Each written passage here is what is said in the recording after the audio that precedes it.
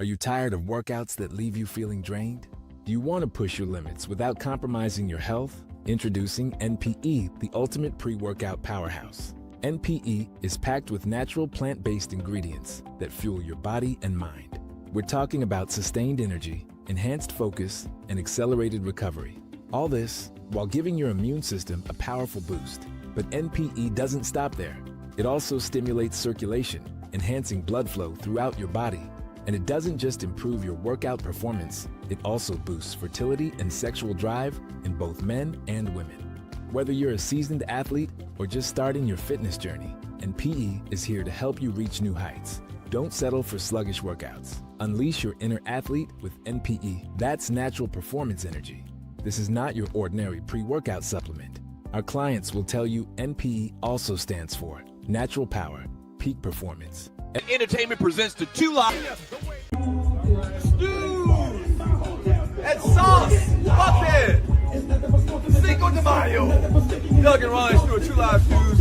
Monday and Thursday mornings live at 7 a.m. But today we got Cinco de Mayo and Buckhead and sauce. Buckhead. Shout out to the good folks from Don Julio. We appreciate you, man. Girl, what we do, don't forget Monday and Thursday, 7 o'clock. Meeting 6:30. Two Live Stews experience, man. Exactly. Had to step out of that little line, come block in the sun. We need all the stuff we can get. All of y'all posters right now. And we want y'all to come out here and sauce. If you just seen it on your timeline, on your feed, stew, sauce, bucket, fun. Salud. Happy Cinco de Mayo.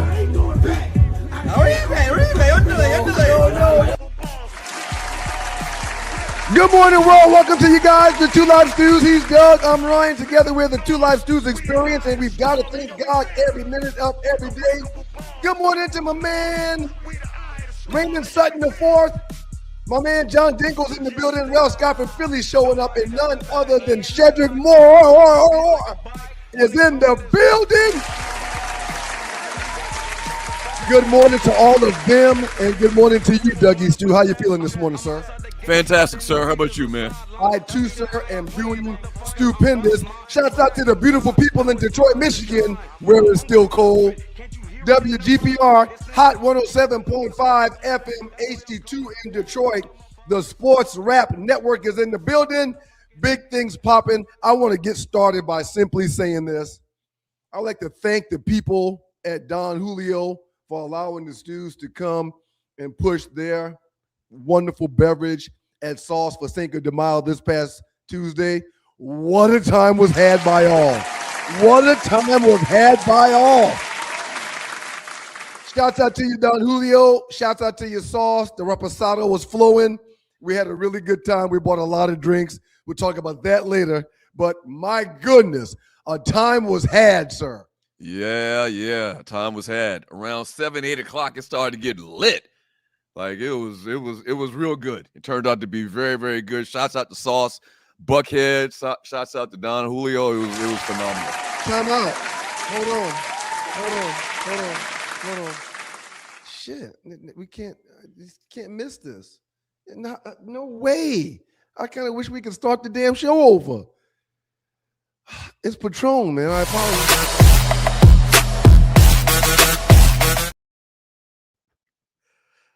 You're on mute. Got to thank God every minute of every day. Good morning, world. All my posts have been posting the wrong people. I'll go back and change that, but shout out to the wonderful people with Patron. My goodness. Shouts out Big Walt, a.k.a. Brown, management for the Stews, directing us. It's Big Walton, not Walt, Big Walton. Oh, I really feel, but anyway, there was a wonderful time had by all. Half price reposado, you can't beat that. You know what I've learned? It only said it on everything I made. Right. Yeah. Well, Tree, I can show you otherwise, but I'm not going to do that. I'm not. It's okay. So you know what goes a long way? Mm-hmm. Drinking water between drinks. Absolutely. Drinking water between drinks, and then when you know you're going to have to get someplace, pulling yourself back and standing down when people try to force you to continue to drink. You have to have thick skin in situations like we were in on Tuesday night. You got to know when to say no and how to say no. You got to stick your chest out when you say no. But safety comes first, and getting home is paramount. And I'm proud of myself for drinking water between drinks, and for about an hour and a half before I decided to leave, telling people, no, I've had enough. Right. I had a lady friend at one point who her dad, she still lived at home. Her dad would take a shot of liquor, and he'd have another cup to the side with some water, and he'd take a shot of water. Every time. And he'd take like 7 or 8 shots. That's 7 or 8 drinks, but he chased it with 7 or 8 shots of water. Shots of water. One part liquor, one part water. And he was good. He never had no hangovers or anything like that. And it's not, for those who may be listening, and shouts out to the good folks at WGPR. That's old school. That's old school. And don't think that you're not going to get the buzz because you're drinking water. You're still going to get your buzz if you're drinking the liquor. Absolutely. But you're hydrating yourself to be able to withstand, multiple drinks. Yep, absolutely. So Sauce, Buckhead, shouts out to them. Phenomenal. One other thing I did this week too. I think I did it Wednesday as well. I think it was Wednesday. I did it. I went to the matinee and saw. If it was Wednesday, that was yesterday. Not Wednesday, Tuesday. Okay. So Tuesday. I went. So the day we went to see Sauce and the folks at Sauce, the folks at Patron, and the listeners, you went to the movie before you came to the set. Yes. Okay. Absolutely. Matinee. Got a great price. And I saw Michael, man. I thought it was phenomenal. Shouts out to what's the black guy name?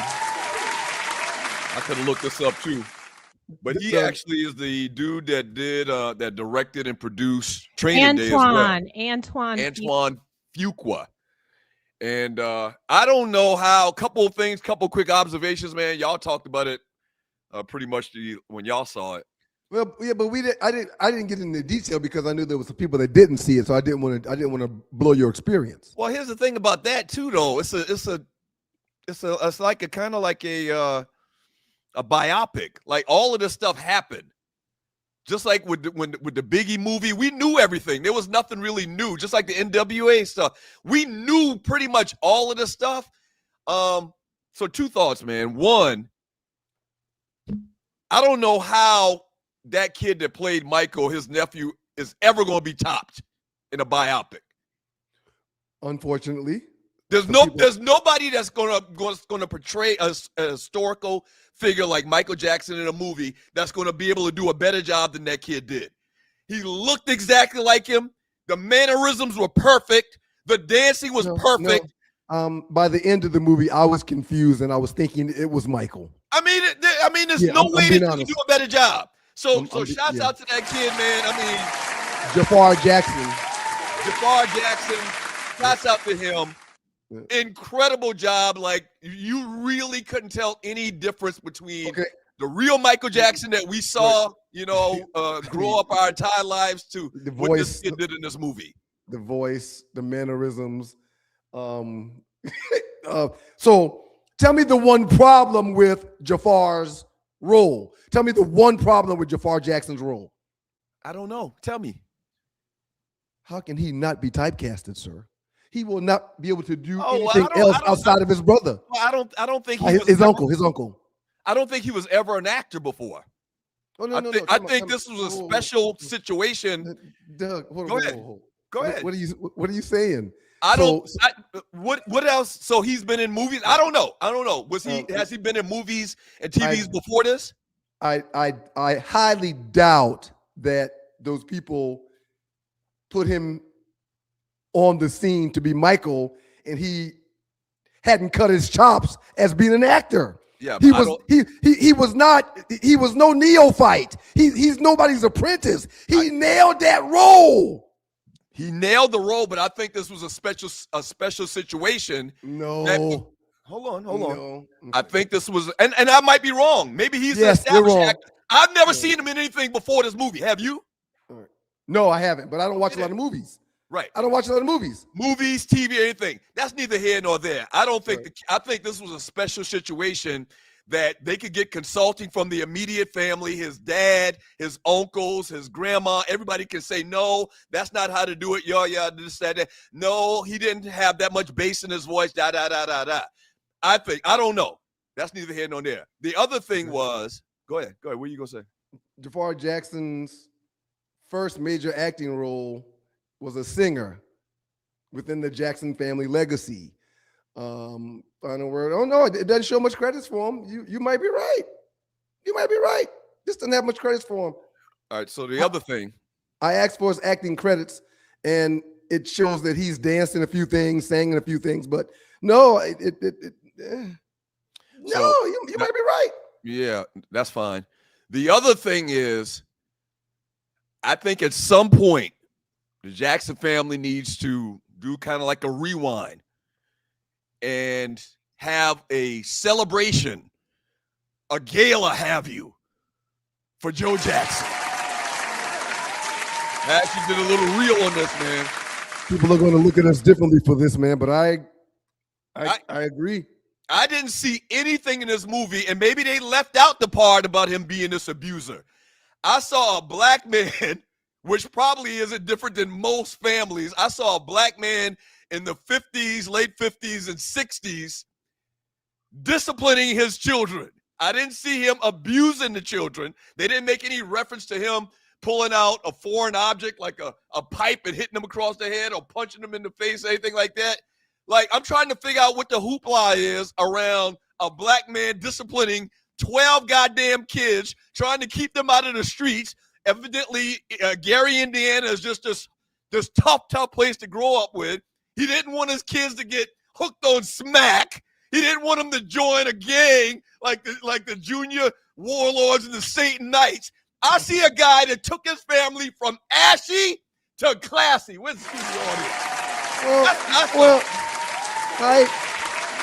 audience? Again, we see it differently. I'm not fond of him teasing Michael about his nose. I'm not fond of him calling him big nose. Parents shouldn't objectify things that their children will hold on to. I've never considered calling my kids any names. That's silly. Yeah. Well, Joe did that in the movie, and you just said that's bad. That's bad. Okay, yeah, that's bad. But put that in comparison to the other 99% of how he raised them kids and what they ultimately turned out to be. Right. He was a bully. He was somewhat of a bully, but I get it. Again, I said it after watching the movie. There's fathers all around the world who've got these exceptional children who have done exceptional things, and if you look back at how dad raised them, Joe and Venus and Serena's dad, Richard, and the list just goes on and on. Right. The list just goes on and on. K-Love 56, he kept them out of jail. Seriously, man, like I should have looked up. I joked about it on the reel I did. There was probably 10 of them. Not 10, maybe 9 or 10 of them. Can you imagine trying to keep 9 kids in order all around, a year or two from each other? One of them has passed away, but I think it's 10 kids altogether. Okay. Can you imagine in that neighborhood, the way everybody talks about Gary at that time, Gary, Indiana at that time, you working at a factory, you working at the mill 10, 12 hours a day, and you're trying to keep all these kids in order, keep them out of trouble? And keep them out of the mill. You'll give them something better? He said that in the movie a couple times. I don't want y'all being like me. You're either going to win or you're going to lose. I want you to be winners. Now, did he stalk them kids? That was the funny thing. It wasn't supposed to be funny. But I felt like it was one of them scary movies where every time they turned the corner, Joe was going to be standing there. I mean, there was several, well, not them, Michael. Oh, Michael. Yeah, the movie. It was Michael. Yeah. He knew Michael was special. He knew Michael was the key, and he kind of haunted Michael. So some spoilers if you haven't seen it yet, but it's been a couple of weeks, so we gave you time. when Michael got his nose done, man, and when he walked in the house, I knew any second Joe was gonna pop up. What's up, Michael? No question. Like he stalked the shit out of Michael. He did. Michael would come to his room, and Joe would just be in the room sitting on the bed waiting on him. Last thing. It is the Two Live Stews, Doug Store, Ryan Store, Two Live Stews experience. Do you think it was a bad thing that Joe was trying to make sure everybody could eat? Like when Michael went on tour by himself and did his own album, Joe was insistent that he include his brothers and that they do this farewell tour or this victory tour. Like, do you think he was bad for saying, hey, man, you're at this level, you can make it that everybody eats? All your brothers you grew up with, your blood. Do you think he was a bad guy for trying to force him to work with the Jackson 5, with his brothers? I disagree with that, but I understood. I disagree with that. You got to let people be themselves. You got to let people do their own thing, especially when you're a grown-ass adult. He didn't tell him not to do his own thing. He just said, man, listen, you the biggest thing that's ever happened in entertainment. You need to make sure that your family can eat. His ass is mine 9 to 5. After that, y'all can do what y'all want. But at 9 in the morning, he needs to be behind that mic with me. I had a problem with that. I didn't have. Especially if Mike didn't want to do it, I had a problem with that. I'm a fan. I'm an advocate for everybody doing what they want to do in their life. Now I'm gonna say this because in the video that I did, the reel that I did. Shouts out to the Knicks. People popped in there. Oh my gosh, freaking Patrick. Shouts out to the Knicks. People popped on the video, made comments saying that he allegedly molested LaToya. That he hit Catherine with some kind of board. Somebody posted he hit her with some kind of board. I haven't heard those things, so I reserve the right to change my mind on this. If somebody shows me, but I think that they would have had that stuff in the movie. They would have referenced that in the movie. They didn't. Well, don't you think it says something that Janet, who was the next biggest star behind Michael, was like, don't put me in that, count me out, I got nothing to do with it? Don't you think there's something there? Yeah, but everybody else signed off on it. But what about Janet? I didn't say nothing about everybody else. I said Janet. I don't know why Janet wasn't there, man. Right. Okay, because there's things that happen in that house, sir. Yeah. And there's an opportunity for a couple more movies to spin off of that one. Oh, absolutely. In my humble opinion. There's definitely going to be a follow-up. There's definitely going to be a follow-up. Yep. It was great, though. I thought it was a great job. I don't see how that kid, once again, I can't see how anybody could the problem Michael problem Michael had with his nose, which ultimately probably had him getting on medicine and pills to was his dad teasing him about his nose. If his dad didn't highlight his big nose, Mike Bobby would have been fine with his big nose. Yeah. But it was a problem because his dad highlighted it often. Hey, shouts out to WGPR 107.5 in the D. When we get back from the break, NBA talk, man. Shut up, Rail. We got to go. I'm sorry. Go ahead. Now we got to go to break. We'll be right back. Don't go away. Up next in Doggers with your boys, the Two Live Stews, man. We will be spending some time with Jelani getting into some basketball because there's a lot of basketball to get in. We'll be topping it up with Jelani, Detroit native, Detroit fan. Talk a little bit Detroit basketball. Keep it locked, y'all. Two Live Stews. It was phenomenal, man. I thought it was phenomenal. He killed it. Everybody killed it. Everybody was very believable. The Joe Jackson guy, the guy that played Joe Jackson, seemed very Joe Jackson-ish. I mean, it was good, man. It was great. What black father in the 60s didn't whoop their kids, man? I got a PSA to all golfers. It's your boy, One Live Stu, Ryan Stewart. Y'all listen up. If you love golf and you love giving back, this one is for you. On August 14th, 2026, that's right, this year, the Safari Sportsman Club is hosting a big charity golf tournament at Crystal Lakes Golf Course. And yes, of course, the Two Live Stews will not just be hosting that tournament. We're playing in that tournament too, shorty. Y'all pull up on your boys. Great course, great people, even better cause. If you want to play, sponsor, or just get the details, hit our guy Gregory Jackson up at 678-761-5937. That's 678-761-5937. 5937. Gregory Jackson. Or you can email info@stjameslodge4.org. info@stjameslodge4.org. Lock it in right now. August 14th, we'll see you on the course.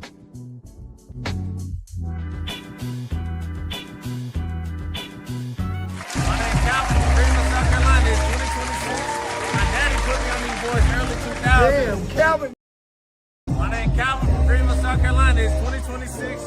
My daddy put me on these boys early 2000. Damn, Calvin, daddy put him on the Probably screen. 03, 05. My dad was like, hey, you say you want to do radio, right? These some black men doing radio. Boom, turn it on, like, shut up, listen to these boys.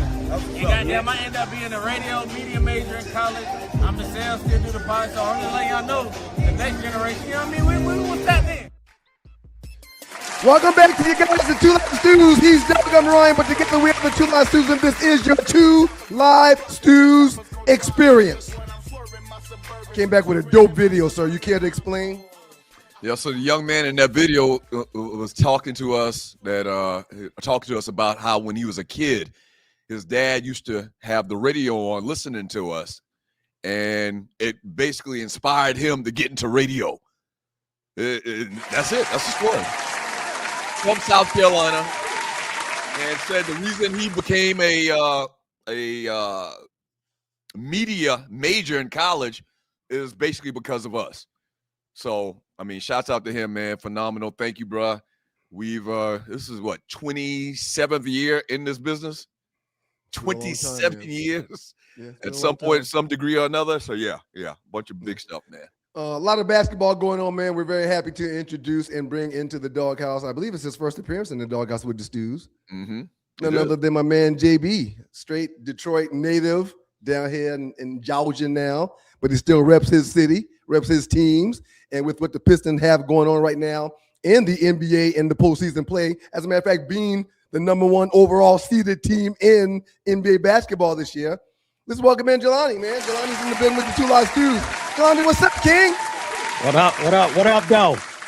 Hey, man, good to see you, brother. How you doing? I'm good, man. I'm feeling good, man. We're almost to the weekend, man. I can't wait. Yeah. Join us right now is Jelani, big-time Detroit Pistons fan, big-time Detroit sports fan in general, associated with the Stewart Media and Entertainment Network through a bunch of different channels, man, and he's with the Stews this morning chopping it up. Did you foresee this prior to the season, Jelani? Detroit played, they've had a phenomenal year. Did you know they would be even in the realm of being considered the #1 overall seeded team in the NBA? Not #1, but I will say I had them top 3. I said they would finish top 3. Just how last year they played the Knicks, you could see that they were just an inexperienced team. And the more experienced team won, and they used it to their advantage. So gaining that experience, I just felt they were going to be able to take that into the following season. And then, picking up some replacements, getting a shooter like Duncan Robinson and Jalen Duren and Cade, as we see, Cade has continued to progress, to that superstar level. So I just knew that process, it was just a process and it was coming. But #1, no, I did not see that, but I did have them top 3. How much did you know about? Let's focus a little bit on Cade Cunningham, man. Most people don't watch a bunch of Oklahoma State basketball. How much did you know about this kid coming out of college? And did you think, even when you did your research, did you think he was gonna be this nice? Not this nice. not this nice. Yeah. I mean, they talked about Cade and yeah, I mean, when you look at Oklahoma State, not necessarily a basketball school. So, you think Barry Sanders and Thurman Thomas, that's it. Yeah. And, I don't know why I want to say Marcus Smart went there, but maybe I could be wrong, about that. But definitely, more of a football school than a basketball school. But as people went on and they were just talking about it, and then you looked at, some of the other draft picks that was in that year, and I'm like, okay, we may have something that we can build, off of. But yeah, as the seasons, started to go on, I felt I didn't feel like, how I felt when we got Grant Hill, year one. Mhm. But as the season went on, you could tell like he got a dog in him, man, and he's not playing around. Talking Jelani, to go ahead. Go ahead, Doug. Go ahead. Talking to our folk Jelani from the Jelani Show, the Wait a Minute Show, with the Two Live Stews experience. Jelani, Cade is huge, but this time of year, for your team to get it done and for y'all to have success, you're going to need a supporting cast. Yes. You got Tobias Harris dropping 20 points in that first game. You got Yes. Duncan Robinson dropping 19 points in that first game. Yes. You got Duran, as you mentioned a second ago, dropping 11 and getting 12 boards. Sir, Yes. talk about the supporting cast and how that's going to assist them when it comes to battling one of those dogs that they may ultimately end up facing if they get to the championship out of the West. Oh, it's going to be major. It's going to be all the difference in the world because, like you just said, Cade, you already know what Cade's going to give you. It don't matter who's out there, who they're playing. He's going to get his. That supporting cast and Tobias Harris, man, he has stepped up the last 4 or 5 games to being consistent. I think he's over 20 points each and every game, the last 5 games that they've played. But absolutely, it's going to have to be Jenkins off the bench. It's going to have to be just small things. If you look at that game, that first game 1, as far as like that supporting cast, sometimes people think that the supporting cast, somebody got to come out and hit, 15. It's not always the case. If you look at it, the end of quarter 1 and the end of quarter 2, Holland hit a big 3 at because remember Strus got that dunk and about 3 seconds left, and Holland got the 3 at the buzzer at halftime, and Green got the 3 at the end of the first quarter. That's 6 points, and then if you look at how that game played out, this game would have been a lot closer at the end versus them winning by 10. They would have won by 1, but that could have just changed a lot. So just guys, making those type of shots, those guys making sure that they're playing defense. I think the biggest thing, and you may be getting to this, Ryan and Doug, is that my man Asur Thompson, he got to get him a go-to move or something because they are not worried about him shooting the ball, even if it's a little floater, just to kind of keep them honest. I'm not saying go out there and pull a 3, but yes, the supporting cast, I think Asur Thompson, stepping up a little bit, but Duncan Robinson, he's going to have to be on. I would like to see them kind of run Duncan a little bit more across the court like they do Reggie Miller, running them through them screens, and you got to run through Jalen and be Stu out there. And after a while, you're going to get tired of, doing that. Steph Curry does that. So, but that supporting cast is going to be major for them to get where we want them to get to. Chopping it up, finishing up with our folk Jelani from the Wait a Minute Show with the Two Live Stews, Doug Stewart, Ryan Stewart. Before we let you go, man, quick thoughts. You year-round Detroit really focus. Shouts out to our folks, WGPR 107.5 in Detroit, Michigan. Give us a quick take, your thoughts about the Lions' disappointing ending to the season for them, man. What are your thoughts about the previous year, and how do you feel about you guys coming into the new season in the next couple of months? Yeah, it was disappointing because and Ryan know this. I was talking about Super Bowl.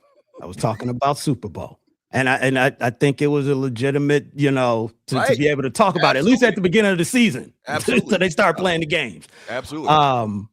But yeah, it was disappointing because there were games that they normally would win that they lost. They shouldn't have lost to Minnesota. I think that was Thanksgiving night. Christmas. It was somewhere at the end of that. I think they only put up like 9 points. So it's a lot of games that they left on the table that they should not have left. The offensive line became, a problem. And of course, when you got the problems on the offensive line, then you kind of start showing your hand. You can't, because our whole thing was predicated off of the run game. So if you shut down the run game, you shut down Gibbs, you shut down Montgomery, Saint and J-Mo and the rest of them boys, and we didn't have Laporta. So, for some of that's impactful. So it's disappointing. But what you can take from that is that you should have seen where you need to, things that you need to address, which I think they did to a certain degree on the offensive side, getting this kid Blake Miller out of Clemson. I think they're going to move Panay over to the other side. So You want to solidify that line. And I think it's one other thing. I think running back. We got Pacheco. Pacheco is not David Montgomery. I'm not asking him to be David Montgomery, at all. But I think as far as like a skill set that you want that running back to have to be that second tier or that Robin to Gibbs, you got to have somebody that's a little bit more diverse. I wish they had got the kid Emmett Johnson out of Nebraska. I think he went to Kansas City or Stapleton, who out of Penn State, he went to the Titans. Big backs, I think, would be versatile. That will help. But they didn't do it. On the defensive side, they got some, linebackers and edge rushers and D-line, which we needed more than anything because we were getting toasted out there on the defensive line. So if we can stay healthy and then add what we got on the draft, we'll be able to make some noise again. Atlanta and Detroit, Jelani, before we let you go, had a similar problem. They've got a bell cow back in Robinson in Atlanta and Gibbs in Detroit. And when you've got a Montgomery, or you've got a solid number two, in my humble opinion, Algier, I think it takes carries away from the bell cow. So I hear you and agree. I think Pacheco will be a blessing because he's not a Montgomery. So they won't have to find a reason to get him 8 to 10 carries. That's going to be a few more carries for Gibbs, who deserves to get a few more carries, in my humble opinion. Do you look at it like that, or am I thinking someplace that I probably shouldn't be thinking? I don't like that because then now we telling Gibbs, hey, you better start, doing Tybo and be ready to go. And we need even more out of you. And it's still, to me, it tells the defense what we're doing because with Pacheco out there, he's not catching the ball out of the backfield. They're not really worried about that. He's not, and the reason I said David Montgomery could improvise, and where we thought he would lose 2 yards, he would gain 2 yards. That's something to be said. Right. I don't see Pacheco doing that. Okay. He's north and south. If we can open up the lanes, he gonna take off. But as far as like improvising, that's my only problem. So when he out there, we kind of show our hand of what we're doing. And Jelani, this chopping up segment is real strong, man. Y'all bringing the heat. We appreciate you, Jelani. Yep. Before we let you go, though, tell people where they can hear your show, the Wait a Minute Show. Yeah. When and where? I'm on YouTube like y'all. So just youtube.com/@the Wait a Minute Show. The Wait a Minute Show. That's where you can find me. That's what's up, man. Jelani, thank you for your time, brother. No problem. Well done, Jelani. Yeah, man. And I said this last year, it is the Two Live Stews, Doug Stewart, Ryan Stewart. Shout out to the people from Detroit that's listening, WGPR. I'm sure y'all enjoy JB. Gibbs needs the ball. And when you've got another back that is making money and deserves 10 to 15 carries, that's 10 to 15 times that Gibbs isn't going to touch it. That's 10 to 15 times that Robinson is not going to touch it. And when you've got a back like that, I understand the thunder and lightning aspect of a backfield, but man, sometimes you got to give the beast the ball, and Gibbs is a beast. I'm looking forward to seeing how he handles things this year without Montgomery being there. Absolutely. Listen, if you'd like to donate to the show, we'd appreciate it. Hit us up look to the bottom of the chat. There we go. I was looking for that. Hit us up. You can click on the little QR code to the bottom right there and donate the preferred way on Cash App to help keep the lights on for the Two Live Stews. If you'd like to do it the original way on YouTube, look to the bottom of the chat to the right, and there's a $ or either a heart sign based on when you're watching, and you can donate there as well. But once again, the easiest, best way to do it is through Cash App. The Cash App is $2 Live Stews, or you can just click on the QR code once again. A lot of things in the world of basketball to talk about, man. Real quick, the Detroit Pistons did have a 7-game series with Orlando. It shouldn't have gone down like that. The Detroit Pistons did find themselves down 3-1 to Orlando before they found the intestinal fortitude to fight back. What does that make you think when Detroit was the number 1 overall seed? However, they struggled with the team that was in the play-in to get into the postseason in Orlando. What does that tell you? I think that Orlando's a better team than people thought, and they're better than their seeding was. I think Orlando is with Banchero. They got a real young squad. The coaching seems to be good. I just think they're better than their seed was in the playoffs this year. Orlando fired head coach Jamal Mosley. Yeah, which I don't understand why. I wanted to talk to you about that. I'm confused. I think he had him going on the right track. How do you take the number 1 overall seeded team to 7 games? Yeah, and lose your job. And lose your job. Yeah, I didn't get that at all. No one foresaw Orlando being one of the teams that would be playing in the postseason prior to basketball starting. They have a good year. Did they have some struggles? Yes. But I didn't think head coach Jamal Mosley deserved to be fired after his team put forth such a valiant effort in the number 1 in the first series. It had to be something internal, something they didn't like about him. I don't like the move at all. We need to quickly run through these scores, though, from the games from last night. Knicks go up in the series 2-0 over the 76ers, 108 to 102. Karl Anthony Towns, 20, 10, and 7. The Timberwolves got their ass cut by 40-something. I think it was 41, 38 or something like that. Yeah, final Spurs score was, beat. Go ahead. No, go ahead. No, you go ahead, sir. Please, go ahead. Spurs final score, Spurs win 133-95. Wembanyama 19 and 15 boards. Let's take it back to Tuesday night. Cavaliers go down to the Pistons 111-101. James Harden had 22 points, but it wasn't enough. Cade Cunningham, as we just talked about with Jelani just now, 23 and 7. And the Oklahoma City Thunder did what they were supposed to do, protect the home court. They beat the Lakers. Yeah, 133-95 last night. They got smashed. And we don't have time to get into it now, man, but I'm going to have a little rant. I think it's what some people deem a hot take about LeBron James and the Los Angeles Lakers here shortly, whenever the time will allow itself. I got something I got to say, and I want everybody to listen when I say it. Stefan Diggs, man, big news for him. Don't go away. Two Live Stews experience. We'll talk about it when we get back. Everybody on the come up these days in these streets. Fellas, y'all be careful. Ladies, y'all be careful too. Everybody on the come up. By any means necessary. They're trying to come up. Y'all be careful in these streets. What up, folks? It's your boy Doug Stewart, one half of the world famous Two Live Stews. Now, what I do in my daily life is I work in the financial services industry. In particular, I sell life insurance, okay? I do retirement planning, investing as well, but really I focus on life insurance. You need somebody that you can trust to sell you a life insurance policy, to get you the right life insurance policy. I'm your guy. Y'all know me from these streets. I'm somewhat of a public figure. I'm not going to do anything wrong to damage my reputation at all right? So if you need life insurance, your mama need life insurance, your kids need life insurance, holla at me. Holla at your boy, all right? 678-770-8073. That's 678-770-8073. I've been doing this thing a long, long time. I've hired, trained, and managed employees and agents in the life insurance industry. Holla at your boy. I got you covered. You good. 678-770-8073. I got you.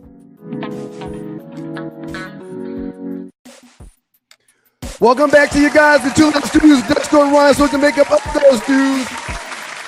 Quick shout out to the incredible people over at Patron. Thank you, Patron. We appreciate you for having us out at Sauce on Tuesday night to celebrate Cinco de Mayo with everyone that came through. Folks pulled up Big Willie style, and we really appreciate y'all for doing so. The term "scandally clad" and talking about women. Don't do this, man. No, I'm not saying anything bad. There were several scandally clad women that showed up at Sauce. It was intriguing. Do you deem scandally clad as a good thing or a bad thing? I'm not saying it's good or bad, but like there was a chick that came out there, man, and they're younger as well. There was a chick that came out there, man, that had some, and everybody remembers this that was out there. She had some low. Oh, the jeans with the low cut with the red thong underneath it. What are you talking about? Is that what you're talking about? A lot of bustices out there, like just.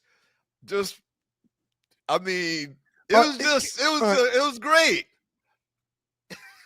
But I was about to say, you're not talking about it as if you don't want that to happen at your event, do you? I'm just saying it was kind of interesting. It was kind of interesting. Like, shouts out to look at this. This is funny. I just put this in the booty in the meat feed. was out in extraordinary amounts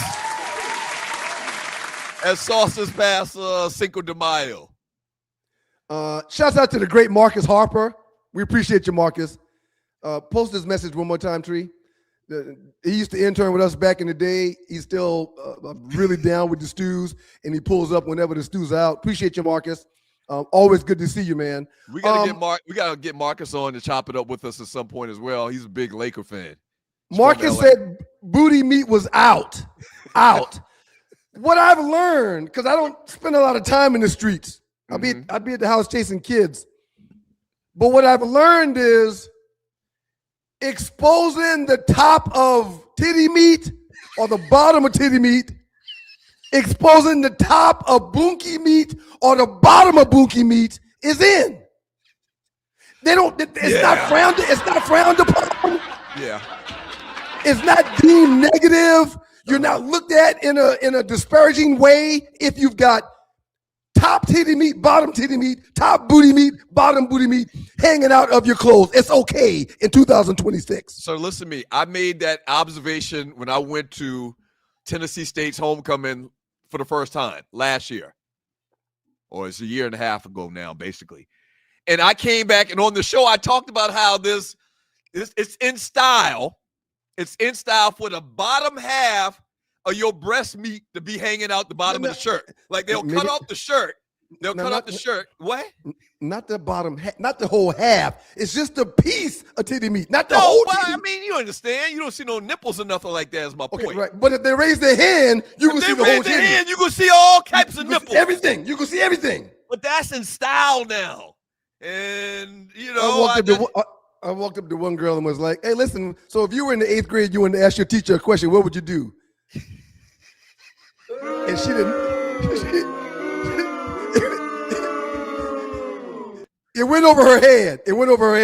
So I just walked away. You wanted to raise her hand. Right, I wanted her to throw her hand up like this. Expose that breasticles meat a little bit more. You might as well if you show me that little piece. Oh man, I don't know. You know what? You know what it is, man? And it's not like it's not over the top where I'm going to start calling them names or calling them out of their names or something like that. Please but don't do that. I blame all this on two people. Who? Cardi B and Megan the Stallion. Oh my God. I blame it all on them. We are not doing this. I blame all on them too. No, I was going to say a third and throw in Nicki Minaj, but Nicki Minaj is a little bit older demographic than this demographic of young ladies wearing this type of stuff. Well, a couple people came to me Go ahead. A couple people came up to me at the event and they told me thank you for defending women's honor, especially Cardi B and Meg Thee Stallion, because of what you were saying on the last show on Monday. Nobody told you that. Nobody told you. About two or three people came up to me and said, "Hey man, thank you for sticking up for our women and their rights to show titty meat and ass meat if they want." Their rights. You just made that up. They have the right to do that. That's cap. Nobody came up to you and said, "Thank you for defending women's rights." As sauce. That's cap. I call cap. Stefan Diggs, man, former New England Patriot wide receiver, Minnesota. Speaking of titty meat, go ahead. And you're watching the 2 Hour Stews Experience. He was found not guilty, man. And I guess if he was here, him and his family and his friends, they'd be applauded, man. Not guilty to all charges regarding an alleged 2025 assault on his personal chef. He was found not guilty of felony strangulation, misdemeanor assault, and battery. The jury reached a unanimous verdict in under 2 hours, roughly 90 minutes after a 2-day trial. The allegations stem from a December 2025 incident involving a dispute with his former live-in chef. Why you got a live-in? That just makes for problems right there in itself. For the record, allegedly, there's more than a live-in chef in there. There's a live-in chef. There's a live-in female gardener. There's a live-in female dishwasher. There's a live-in female, I dust the furniture. There's a live-in female, I vacuum the floors. I sweep. That's my job. So he's got them all in rooms that he can go in and out of as he so chooses, allegedly. Like a bootleg Hugh Hefner. It's some kind of brothel over there. Brothel. It's an alleged brothel over there. I was sitting down talking to Reggie Carson. Shouts out to Reggie Carson. Reggie Carson stepped down. He came and hung out with us at Sauce as well. And he had been watching it a little bit. You know, he's semi-retired and he, you know, has some time and he follows up on football issues because that's what he does. He's an insider. And he said, this man is literally out of control. Like all the testimony and all of the stuff that the attorneys brought forward, the information and the facts about the case or whatever, that Diggs is literally living the lifestyle of a pimp slash porn producer. Tell the story that you talked about at the event on Tuesday. Oh, yeah. So, and most people watching this show, they love sports, so they watch, you know, ESPN all the time or whatever, and little shows that go along with ESPN. They went around, I don't know who it was, went around the locker room of the Minnesota Vikings and said, who's the last teammate that you would want dating your sister? And to a man, 6 or 7 dudes in a row. Easily. Diggs. I don't want Diggs dating my sister. Oh, Diggs, absolutely. Diggs, Stefan Diggs. I don't want him nowhere around my sister.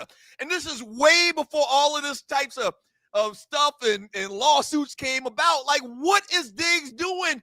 Is he some type of pervert? Is he like, why would his teammates all to a man point at him saying he's some type of pervert? They don't want him around their family, their sisters. What's going on?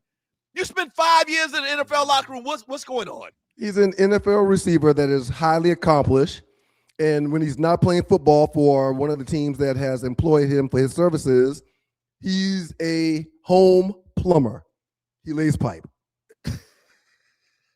Diggs' legal team argued the claims were fabricated as a money grab and an act of retaliation, citing a lack of physical evidence and medical records, which takes me back to now. Back in the day, from one plumber to another, there's nothing wrong if you're plumbing with honesty.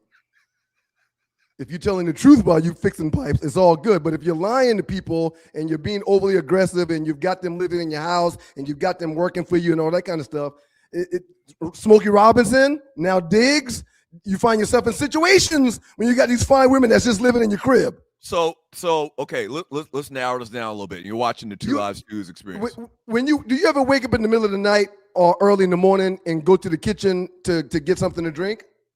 Yeah. You don't put on a suit and tie to go do that. You get out your bed and you just go to the refrigerator, right? Right. Well, if you catch me, I'm gonna be bucket naked. I try to sneak out, make sure the kids don't see me, but I'm gonna be bucket naked. At any moment, if Diggs goes to his kitchen and sees somebody in one of them little lingerie things. Right. But you were about to say something. I didn't mean to cut you off. Please go ahead. No. Here's a deeper conversation, and you're watching the Two Lives News experience. They made it sound like that this was laughable, that this was some type of extortion type situation, almost. They laughed it out of court. Like it was like easily he won the case. How is it? The deliberation was right around an hour. I think a little over an hour the deliberation was. That's no time for a case like this. These people didn't have any questions that Diggs didn't do the things that he was accused of, allegedly. Arley may talk about it because she talked about it the other day when she comes on in a few minutes. But 60 minutes to an hour and a half, that ain't no time to deliberate a charge like this, man. Didn't take them any time at all. Okay, here's my question. Bill Cosby came out of his pocket $60 million. Damn. Something that he allegedly did 40 years ago. How is it everybody's laughing at Diggs' case? They laughed at well, I got an answer.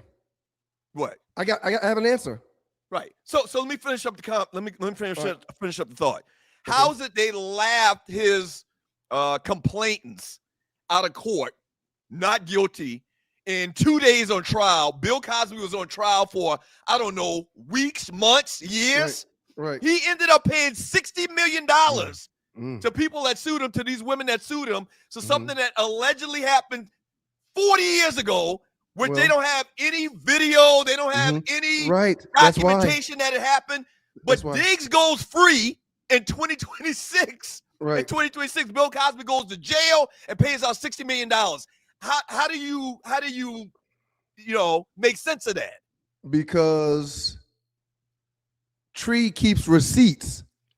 In 2026, when you're a multimillionaire with camera, home video footage, surveillance footage, text messages, emails, you can find receipts to substantiate what you're saying versus someone else.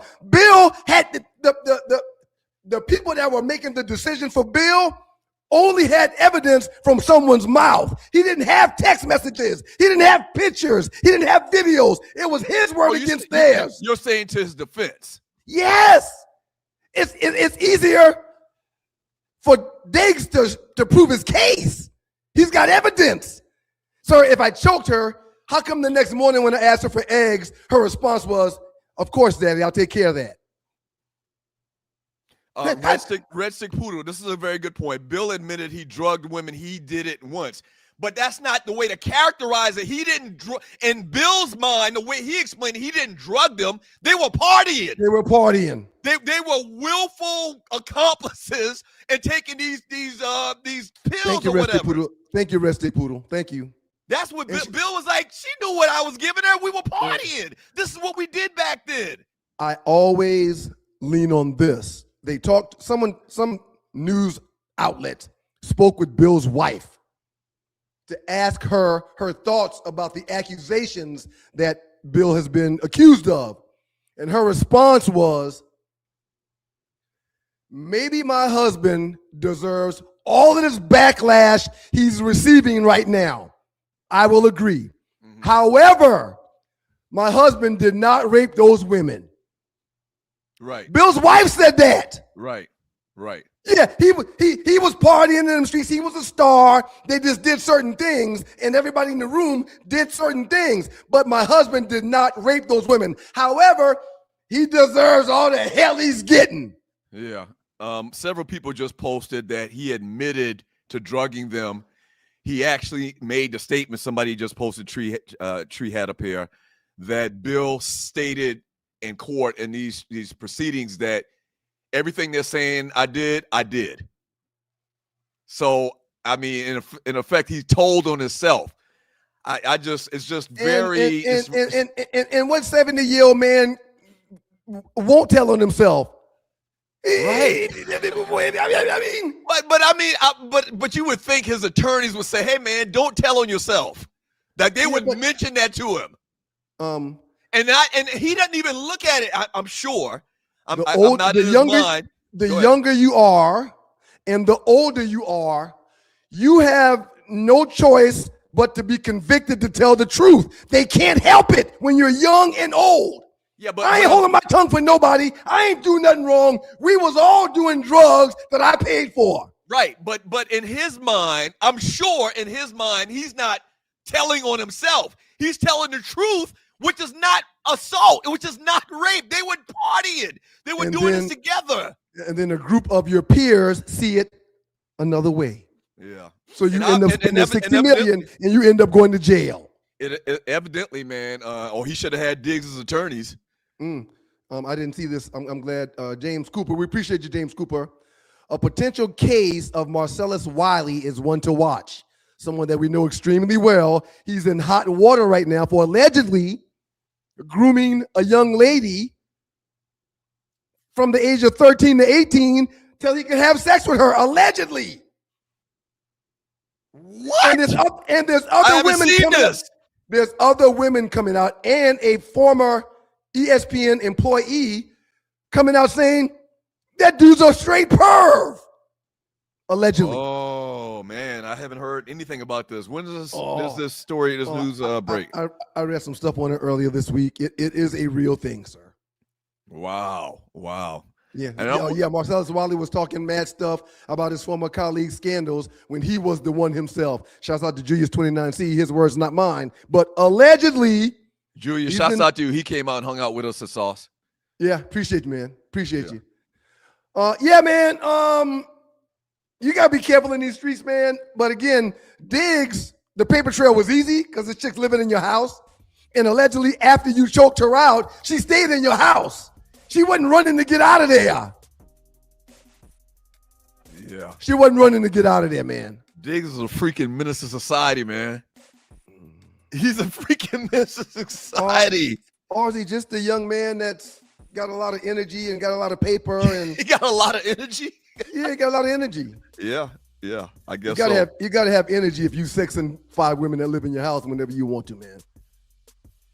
Hey, man, hey, listen, he ain't married. He probably has an understanding with these chicks. He probably keeps it real with them, you know.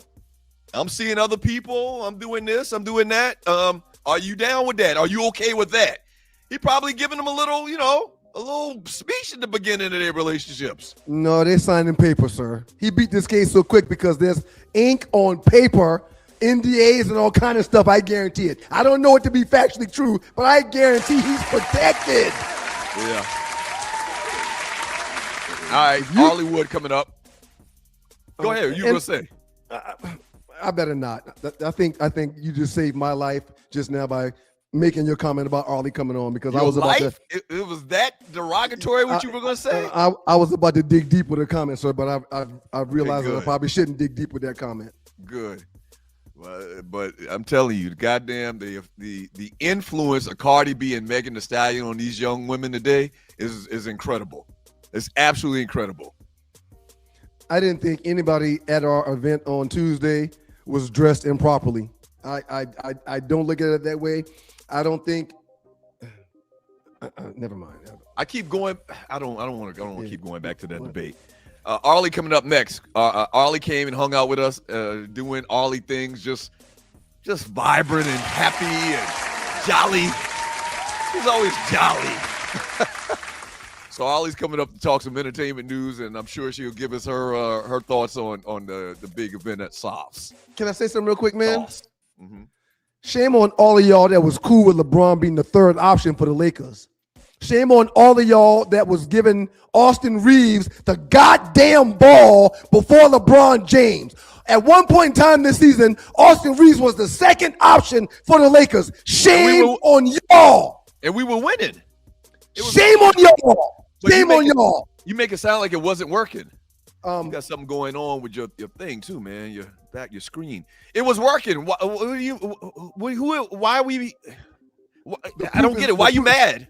The proof is in the pudding, and we'll talk about it a little bit later when time allows. But a guy that scores 8 points in a playoff game should not be ahead of the greatest scorer of all times. I'll talk about it later. He's 50-something years old. I don't give a damn. He's why y'all are where y'all are right now, not the other guys that y'all put ahead of him. Yeah, man. And you were fine with it. You were fine with it too. Calm down. You were trying to get rid of him. He don't deserve no $50 million. Okay, if y'all willing to pay Austin Reeves 48, y'all gonna have to pay LeBron 50 if y'all want him back. He's 60 years old, man. He got grandkids. Right. He's the reason why y'all. He's why y'all are where y'all are. Bronny goes home to a wife and kids, man. What are you talking about? It was working too with Austin and Luka and all of them guys, man. Arley Wool up next in the Doghouse with your boys, the Two Live Stews, for an Arley Wool report. It's time for some entertainment and some birthdays. Y'all keep it locked.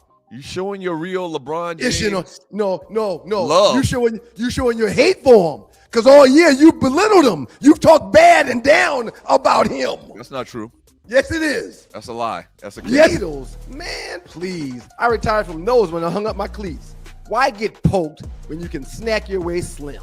Brain IQ chews are all natural, taste great, and keep you in the game. Shots hurt, chews work. BrainIQ.com/REF/OneLiveStew. BrainIQHealth.com/REF/OneLiveStew. Brain IQ chews.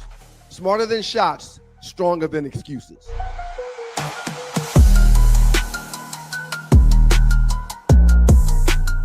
Have you ever been stranded on the side of the road, Arley? Yes. It's not comfortable, is it? No. Dogs and poodles, if you find yourself in a jam on the side of the highway, give my folks at Bay 11 Towing a call, 404-770-6949. Again, that's 404-770-6949. Being stranded on the side of the road in Metro Atlanta is very stressful and dangerous. Bay 11 Towing is who you need to call, whether you're dealing with a flat tire, dead battery, full-on breakdown, or whatever that may have you on the side of the road. Call our folks at Bay 11 Towing, and they will get to you with a competitive rate and quicker than everybody else in town. Again, that's Bay 11 Towing. That number is 404-770-6949. Get your ass over there. Oh, brother man!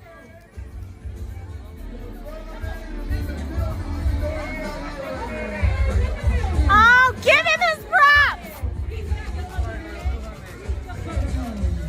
Brother man paid for us to go to the movies, Arley! That's right. I'm going to see Michael with Tree, Doug, and Ryan, and I'm getting popcorn too. Popcorn, I don't popcorn! care what Doug says. And the slushy in this motherfucker. Welcome back to your boys, the Two Line Stews. You guys, that is, Doug Stewart, Ryan Stewart, the makeup of those stews. We're happy to be joined by none other than Arley Wool. Hey, Arley.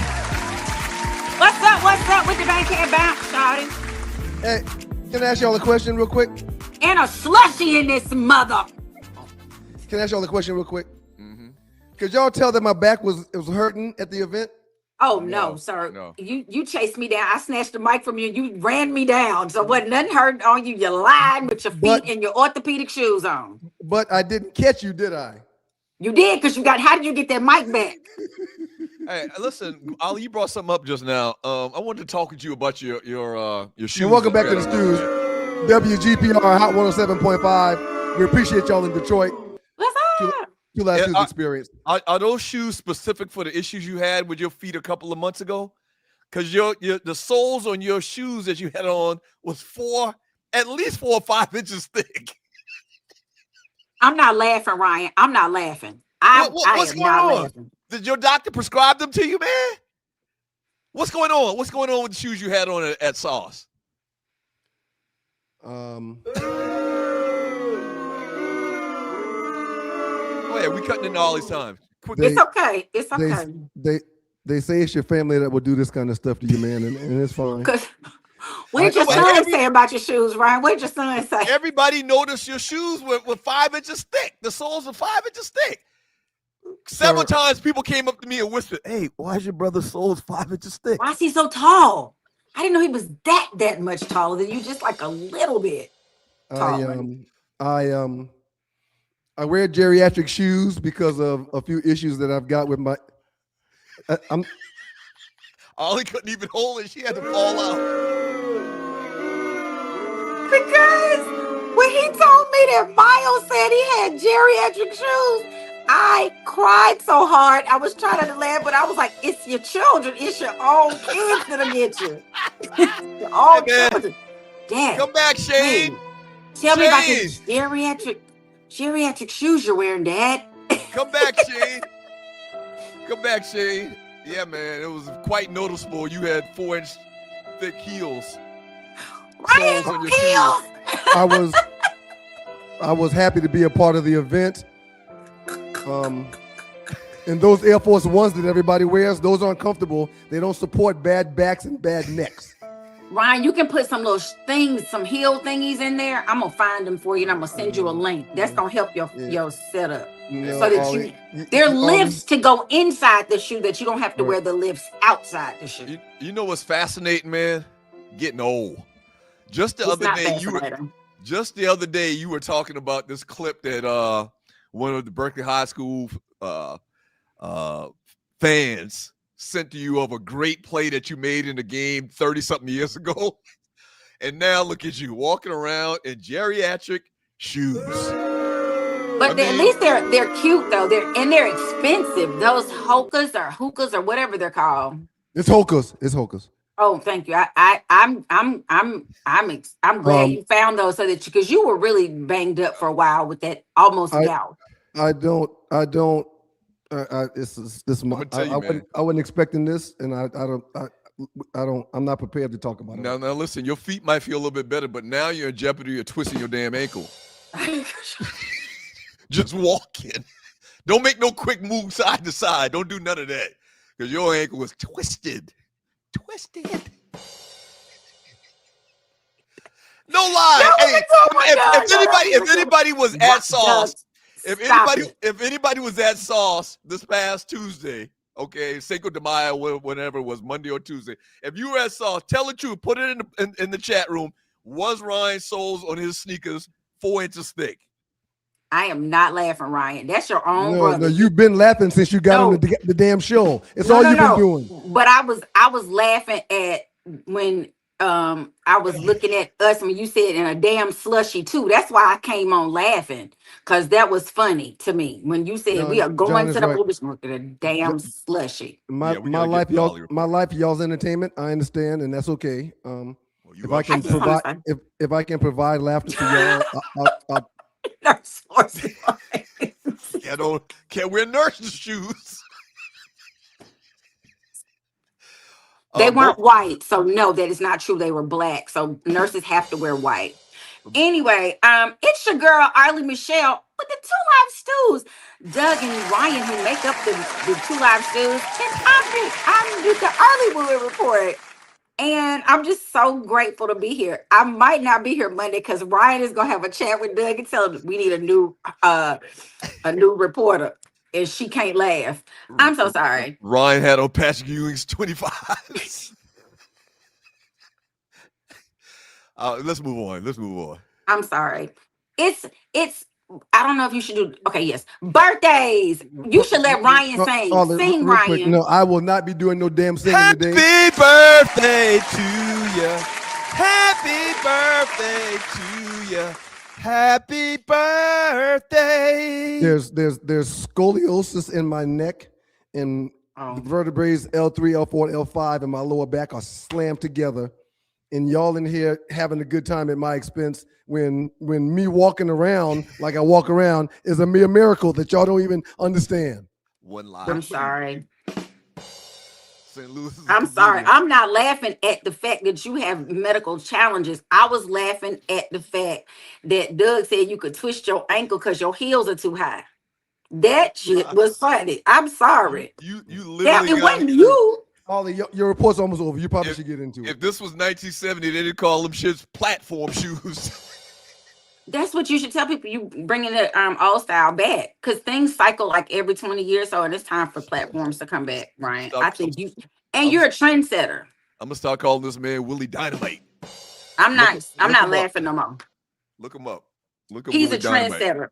Everybody's gonna have on platform shoes because Ryan has on platform shoes. I love kill me. I'm sorry, Ollie. Let's go. It's too late. It's too late now. Straighten your face up, man. Go ahead. I apologize. Doug didn't. He kept on. I stopped. Okay, so birthdays. Actress, singer Thelma Houston is 80. And we didn't have a lot of birthdays for today, but May 5th we missed, which was Cinco de Mayo. We missed singer and actor Chris Brown, R&B singer Raheem Devon, 51. Vanessa Bryant is 44. She's the wife of Kobe. Yes, she turned 44. I wonder if she'll ever can you be that famous of a wife and your husband passed, and can you go with somebody else? Like what they gonna do? Yeah, she dated somebody like within a year after Kobe died. Did she? I can't. Yeah. Who was it? No, I'll find it. Go ahead. Okay, that was interesting. Actress Gabourey Sidibe, 43 on May 6th. Actress Brisha Webb, 42. Chris Paul, 41. And rapper Meek Mill, 39, all on May 6th. And I want us to send, I don't know if you all did it at the top of the show because I missed the top, to Ted Turner. Rest in peace and power to him, and condolences to his family. Ted Turner was an icon. He left his 5 kids a $2.5 billion fortune. What? My goodness. Wow. Oh my goodness, Dad. You said billion with a B. Billion with a B for boy and badass. I used to be friends with a female that was one of his assistants, one of his many assistants, and allegedly he was a wild boy. Oh yeah, he had 4 girlfriends at one time, and he was a wild boy. He was like, that's why he and Jane Fonda divorced, because he was a wild boy. Yeah. But he made his fortune in picking CNN and then turning it into a 24-hour news network. The people that work for him, I have a good friend that works. She said, we are over here devastated because they love him. He was a good boss. He was Everybody a great loved human him. being. Right. He was a humanitarian. Right. He fought for the rights of, At- endangered species and little poor children. At any time throughout the course of a work day, especially between the hours of midnight and like 4 or 5 in the morning, he would be seen walking through in a robe with a girlfriend that wasn't his wife in a robe. He didn't give a damn. he was just being out. It's like, Rest in peace, Ted Turner. I'm out. They said he had so, and he did a lot for Atlanta, on the Hawks and the Braves. And just he's in Atlanta. He's a world icon. Yeah, TBS. We got to see the Braves every time the Braves played. Bubba's daddy, Coconut. You remember Coke, right? Coconut. Yep. Coconut. Every time I go over there, one of my best friends, or my best friend at the time ever, go over to his house. His old man laying on the couch watching the Braves. Dale Murphy. Yeah, absolutely. Yep. So rest in power to Ted Turner. So y'all already brought up Stefan Diggs, but I had a video I wanted to show so that you could see exactly when the case took a turn because everybody, he was about to do 5 years. It was felony charges, and he was gonna get at least 5, for what if he had been found guilty. But there's a point when the whole thing turned.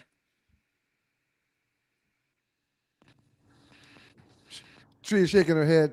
Oh, no, it's not. Okay, so in the video that we will not see was that the young lady, her name is Mila. And a while back when I first told y'all about this story, when it first came up back in December of 2025, I believe, we showed a picture of the lady that is the chef. And she fine. She, as the men say, she holding. She back there holding, baby. She got the yams and all of that. And shortly, the video shows that right after she alleges that he choked her out and she urinated on herself and she was just off her cycle, so then she bled on her, so she had to go and change her pants because he scared her so bad. Was her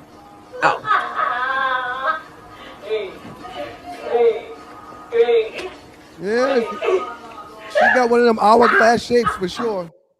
She got an hourglass shape for sure.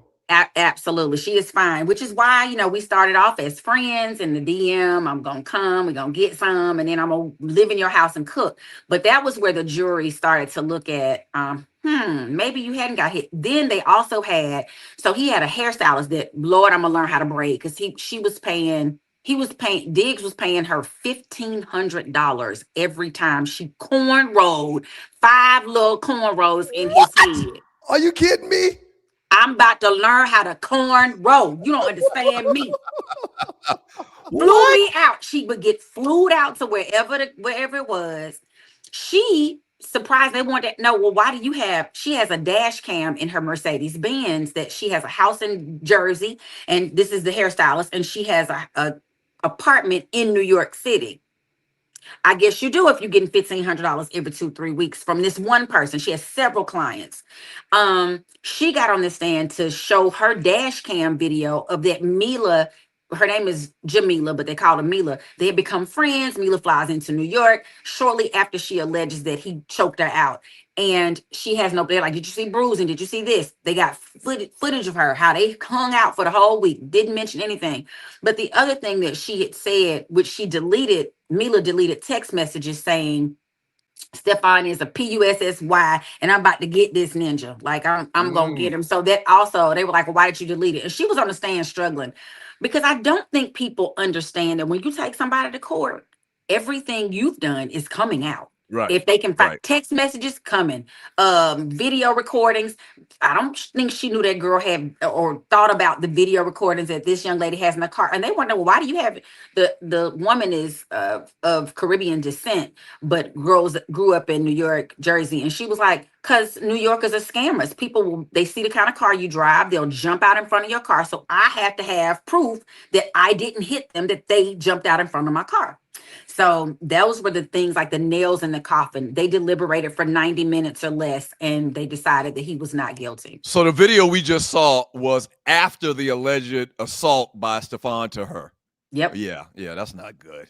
You can't So be it looks dancing like around happy and all cool and gallivanting with dude, and you just said that he assaulted you. That's not gonna work. Yep, it doesn't. You got to be assaulted. Yeah. You got to be, I done peed on myself. I got to be in my room in the fetal position. I got to call a friend, text. You have to be able to prove without a, felony charges required. Like there are 4 parts to that. You got to prove it. And it has, anything criminal has to be without doubt. Like there can be no, well, we think or whatever. So, that was the reason why. And I feel bad. I hope what he has learned, because see, most of these people, and unfortunately, they thinking with their second head. Y'all young people, y'all older heads, y'all need to be out there telling these little young boys, stop it. Yeah.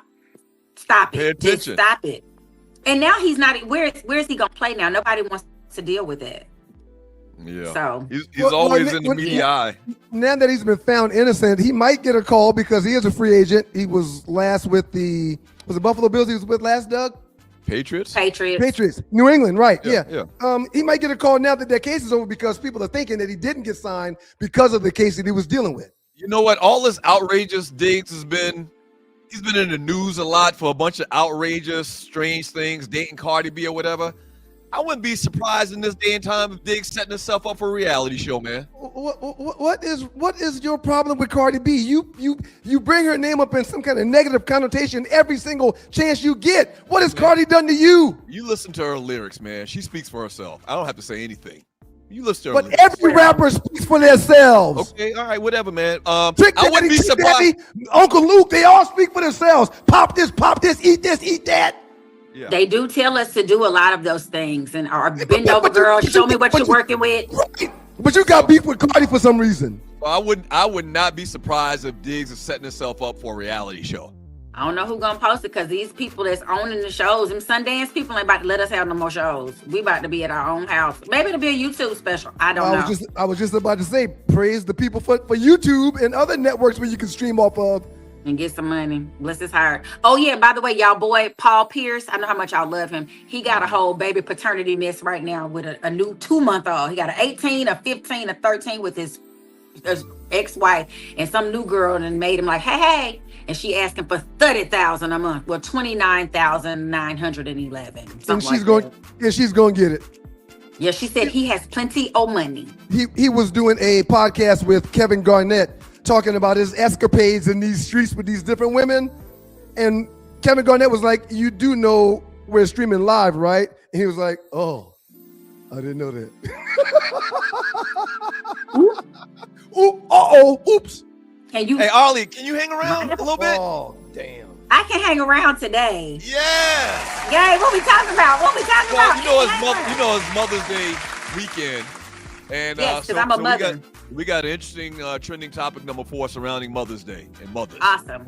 Hey, I'm man, a middle mother, so I don't get to celebrate. You think you could take the lead on Mom's gift this year, man? I've been doing it for the last I think I'm 32 years. I think I'm gonna pop down there, man, for a hot second. That's the best gift ever. Well, I've you been still going gotta 2 pop down weekends there in a row. You got to pop down there with something, though.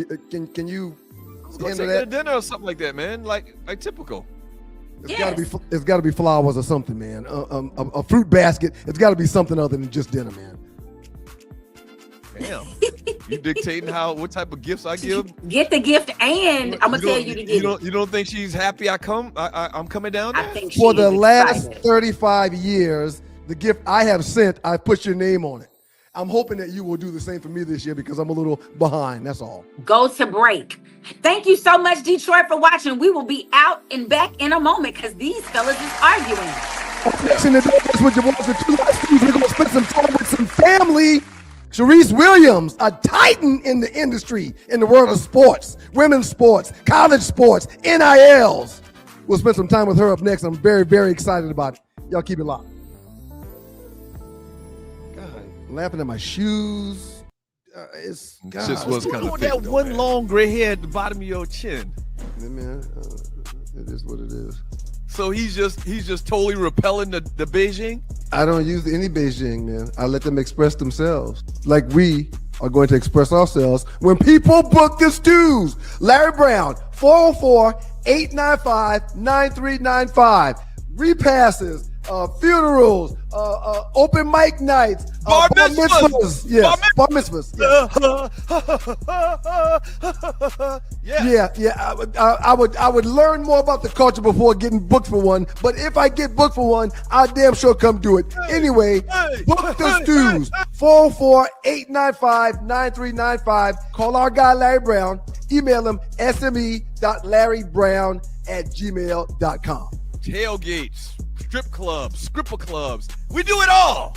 Dropping the kids off at school, picking the kids up from school, going to the kids' school for recess. We do it all. Draft parties. Oh, yeah. We do it all. One thing we didn't mention, or we forgot to mention, so let me mention it. 4 small feet.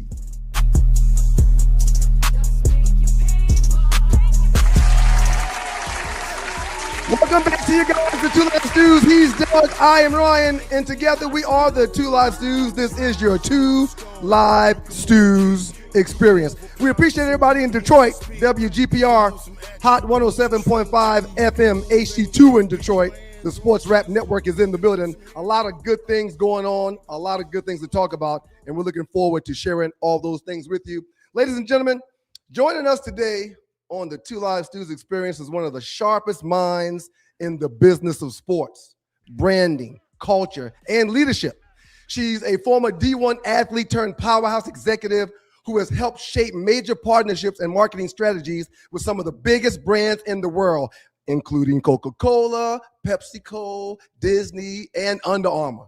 She's become a respected voice in the world of NIL, women's sports, athlete branding, and ever-evolving intersection of sports and culture. Whether she's helping brands connect authentically with athletes and fans, mentoring the next generation of leaders, or pushing innovation in the sports business space, she continues to leave her mark across the industry. Stews Nation, we're excited to welcome to the Two Live Stews experience for her first visit, which will not be her last, Shereice Williams in the doghouse with the Two Live Stews. Williams Gee.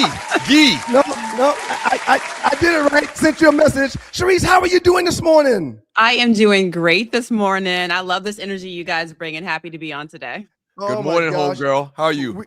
Good morning. We go way back, y'all. Lived about a mile and a half apart from each other. Her dad, the great former San Diego Charger running back, great South Carolina Gamecock.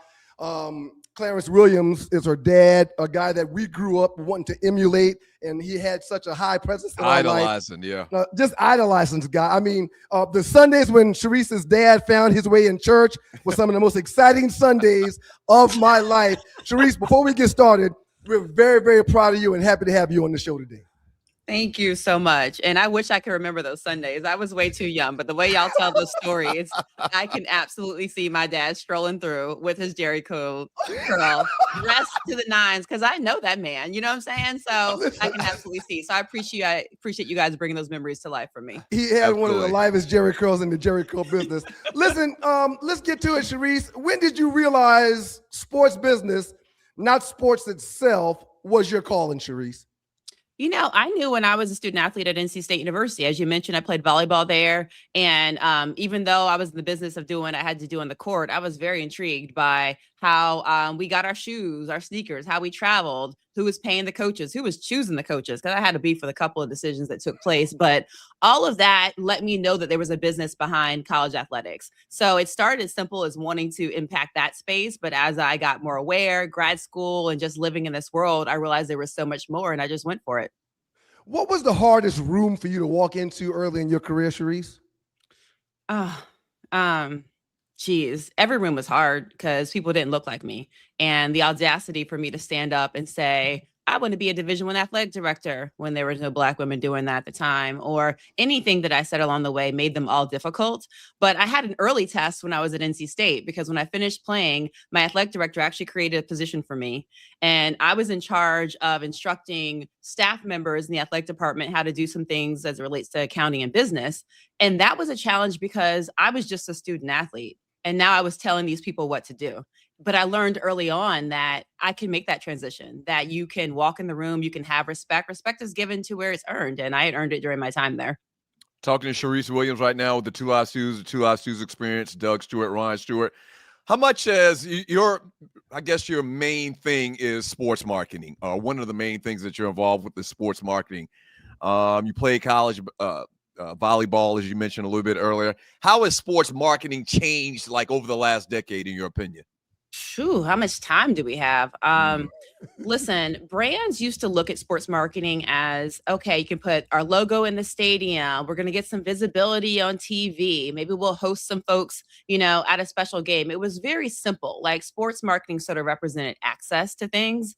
But now, if you really understand the power of, particularly with athletes, the power of their individual brands, how they can, their usage of your product can really be an authentic bridge to your fans. Like now you see this as more of a partnership versus something you pay for. It's something that you both are growing from. So I think it's really evolved into partnership. And I mean, the obvious of what's happening right now is now student athletes in college can get into that game and can monetize their name, image, and likeness. And people are really having to think like, why am I spending my money in sports? What are we hoping to gain from it? How is it going to move our business? So it's not a nice to do. It's a must do because you need it to stay connected to the consumer. And it seems like controversy sells. I just talked about in the last segment how, this whole story with Stefan Diggs. In 2026, he's kind of setting himself up for some type of reality show gig or something like that. That's how much times have changed, Yeah, for sure. And I mean, people have always said that there's no such thing as bad PR. And and in this day and age, you can definitely monetize any situation that you're in. So, hey, if that's his plan, he might be onto something. I think a lot of athletes wouldn't take that risk, but that may be what he wants to do. I'm not here to judge his brand. He's developed it, so he can roll with it. Shereice, are brands buying athletes now, or are they buying influence and culture within an athlete, if there's a difference? Yeah. You know what? I'm going to go with the latter on that. And because I think brands are being more intentional and they're better understanding how to use athletes. And what I mean by that is there was a point in time where you'd put a NBA player on a court with a soda in their hand and have them dunk. And you thought that was going to sell a product. But now you realize that maybe he's into rap or maybe he's into gaming and there's real things that he does every day or she does every day. And guess what? So do your consumers. And maybe your product is relevant during that time. Maybe people are chugging energy drinks during that time or whatever they're doing. So now there's a connection there. And if the athlete's doing it and they're fine with putting in their body and it helps them get to the next thing in gaming, then maybe that's something that your consumers want to do too. So I think they're definitely buying more into the culture and into the access to the athlete. Shereice Williams in the Doghouse with your boys, the Two Live Stews. This is the Two Live Stews experience, and we're happy to have Shereice on. Let's talk about these NILs. You mentioned it a second ago. The game has changed, Shereice. Is NIL helping college athletes or hurting college sports? Oof. Man. That's a tough one. What I appreciate is that athletes have the chance to monetize their name, image, and likeness. Now, when we were all doing our thing in college, we knew what that was, right? We couldn't even take, an extra sandwich from somebody without it being a thing. So I appreciate that people can now make some money off of it. That's a good thing. It can hurt. It can hurt if you're not educated of what to do with your money. It can hurt if you're spending too much time trying to activate the partnership and maybe you're not getting those reps in the gym, on the field, court, etc. So it definitely can have some negativity to it. But the intent from what has come from it is a really good thing. But I do think there are definitely some watch outs for teams and for athletes along the way. What mistakes are young athletes making when it comes to NIL money? And a follow-up to that, do you foresee a problem in college athletics because of NILs and the different NIL situations? Yeah. So one thing that I'm seeing with student athletes is everyone's trying to get the check. You want a check. Now you can get one. And people aren't thinking long term. Like, number one, is this a brand or a company that I actually align with? Do we talk and like the same things? Or am I just taking this check and now I look compromised because I don't really even jive with them like that, right? Or you can block yourself from a category. You take a check. I actually did this happen with a student athlete that I was looking at one time. She had done a deal with a company, a very small company, but it was in the same category as mine. And my company was like, oh, we can't do that. She's already signed with X, Y, and Z. So we're not going to be able to work with her. So just thinking short term could be an issue. We talked a little bit about the money already. A lot of kids are going to college having never had a checking account before. So now you're talking about this money's coming in. They're not thinking about taxes and everything else that needs to happen. So a lot of long-term implications if you don't know how to manage that part of it. As it relates to college athletics, I'm already seeing some of the impact. I was talking to an athletic administrator around a small team, a team of like 15 student athletes, where they used to live together on campus. They used to have dorm rooms. We remember this, right? Mm-hmm. But now that there's money in the game, they all get individualized apartments. And you can see the chemistry is not there on the court anymore because they're not dealing with get your guy out the room. They're not dealing with that stuff and working through it anymore. Like instead, they're strangers. Mm-hmm. So that piece of just having more money can also have an impact on team chemistry. Finish it with Shereice Williams with the 2 Live Stews, sports marketing extraordinaire, home girl of ours. Her daddy was our first hero. So this is kind of like rapid fire. All right. I'm going to throw out a couple of topics. Just give me a sentence or two and thoughts about whatever I throw out there. Okay. First one, WNBA growth. About damn time. All right. The Caitlin Clark effect. It's real. Angel Reese. She got it. Asia Wilson's partnerships. Nike. Earned and deserved. Last one. Corporate investment in women's sports. It's getting there. It's getting there. Real quick, Doug. I'm sorry. I'm sorry. Real quick. You got one more? Well, no. On the heels of what you mentioned when you mentioned Caitlin, Doug and I debate Caitlin a lot. I am a Caitlin supporter. I am a Caitlin fan, even though I don't idolize people. I love what she's done. I love how she's assisted the game. Please give me your thoughts on Caitlin Clark. Is she getting too much credit? Is she the reason why the money's what the money is now? Is she the reason why things have changed? Just share your quick opinion on Caitlin Clark. And then behind that, share your quick opinion on Angel Reese as well before we let you go. Yeah, so it's hard to single Caitlin out by herself. Like I'm on the team of when Caitlin was rising, she rose during a time where people were watching NCAA women's basketball. You actually have to go back to the 2020 tournament where the light was shined on the fact that the women did not have the same stuff in the locker room, in the weight room as the men. That shined a light on it. So then Caitlin came through with, the controversies of her and Angel and, then the next year, with South Carolina with Raven Johnson, like that stuff happened. So she happened to have a spotlight during that time. So yeah, people were tuned in at that point. So, and she, I think, garnered a lot of fans because she looked like everyone's daughter, right? So I do think that the influence and what she's brought to the league definitely has been more eyeballs, but it's been in partnership, in connection with Angel Reese. Like I definitely don't separate the two. So I think that it's that you have to talk about the whole thing from that standpoint. So she is herself, like, she's working her way, on the court to kind of live up to the hype, so that's the work that she has to do. But we can't deny that a lot of people started tuning in once she became a household name. All right, Shereice, we're beyond proud of you. We love you. You know that. Please tell your mom and tell your siblings that we said hello, and we're going to get you back on whenever you have something that you want to talk about or when we have questions along the lines of what we just talked about with you for the last few minutes. We love you. Outstanding job. Thank you very much. Thank you, Shereice. Thank you so much, and happy birthday. Say it again. Happy birthday to my brother today. Oh, it's Boss's birthday. How old is Boss now? Birthday. Happy birthday, Boss. We know we in our 40s now.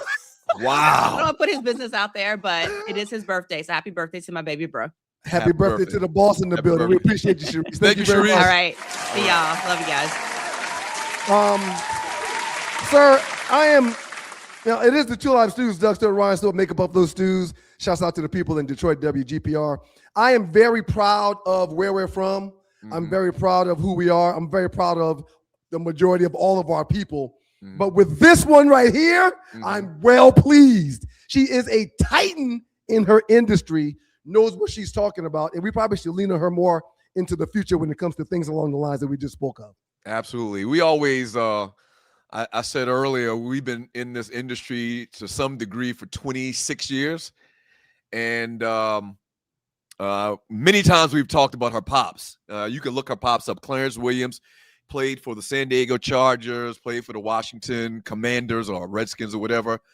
And it was a big deal. Like he was the first guy that went to the NFL from our high school that I'm pretty sure is accurate. Remember what you were about to finish saying, but I don't think it's Redskins or whatever. It's Commanders for a reason. So we probably should. No, I'm saying for people that remember them when he played for them. Yeah. Okay, that's fine. I'm with you. We changed it for a reason. Here in Columbus, Fort Benning, which was the military base before they changed the name to Fort Moore, because there's racist negative connotations to Benning. Right. So people that still call it Fort Benning, I'm like, why are you calling it Fort Benning? They changed the name for a reason. So yeah, but her dad played for the other name, is the point I was trying to make. I agree with you 100%. Right. I love the fact they changed the name after all of those years. Okay. But her dad was the first. He's in the Hall of Fame for the University of South Carolina. Played several years in the NFL. He was the first motivation for football players out of our high school. We probably had 10 to 15 athletes playing in the NFL. Yes. Or would you say that number probably is right? Yeah, right around 10. Yeah. Maybe 10 or 15. He was the very first and just the coolest cat ever, and did have the silky smooth Jerry curl. And back in 1977. I think that was one of the reasons why you wore Jerry curl, man, because of Clarence. Yours didn't look like his. But a lot of people are asking where they can find her. I'll get a website. I'll get some information from her, and we'll put it in here so you guys can find out. She's phenomenal at what she does, and I'm very happy that she spent some time with us. Shedrick says, shouts out to Oakley. Bunch of legends come out of Oakley. Absolutely. Well, we do have 5 standing Berkeley High School Hall of Famers that grew up in Oakley, South Carolina. So Oakley is a little borough, you could call it. Like Queens, the Bronx, and Brooklyn. Right. You got Mitten Lane, Cherry Hill. You got Oakley. Right. Yeah. Wall Street, Kidsville, Gainesville, West End. Yeah. Oakley's a titan in the business. Yes, sir. We'll get into Russell Wilson and what took place there and a little bit of NBA things because I do have to get something off my chest. But I really enjoyed having Shereice on, man. That was awesome. Last 48 coming up next, though. Don't go away. 2 Live Studios experience. Oh, that was good. That was very good. We could have talked to her for much longer than that 5 to 8 minutes that we had her on. She's Coca-Cola, Pepsi. She's got some depth in this business. You know what would be a good fundraiser, man? What's that? If you cut up that one long hair on the side of your cheek and put it up for auction. That gray hair, that one gray hair? No, not that one right there. That one right there. Yeah. That's worth some money, man. That's my favorite. This one gets his own grease in the morning. He does. He's special. Yeah.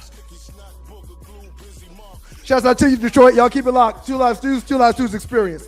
Yeah. Being stranded on the side of the road, y'all, in Metro Atlanta is very, very stressful and it's dangerous. Bay 11 Towing is who you need to call. Bay 11 Towing's response times always outpace those national brands. I've been beside the road in Atlanta before, and when you're waiting for hours on a tow truck, it's not cool. Bay 11 Towing says they get to you faster, and they're more cost-effective and efficient while doing so.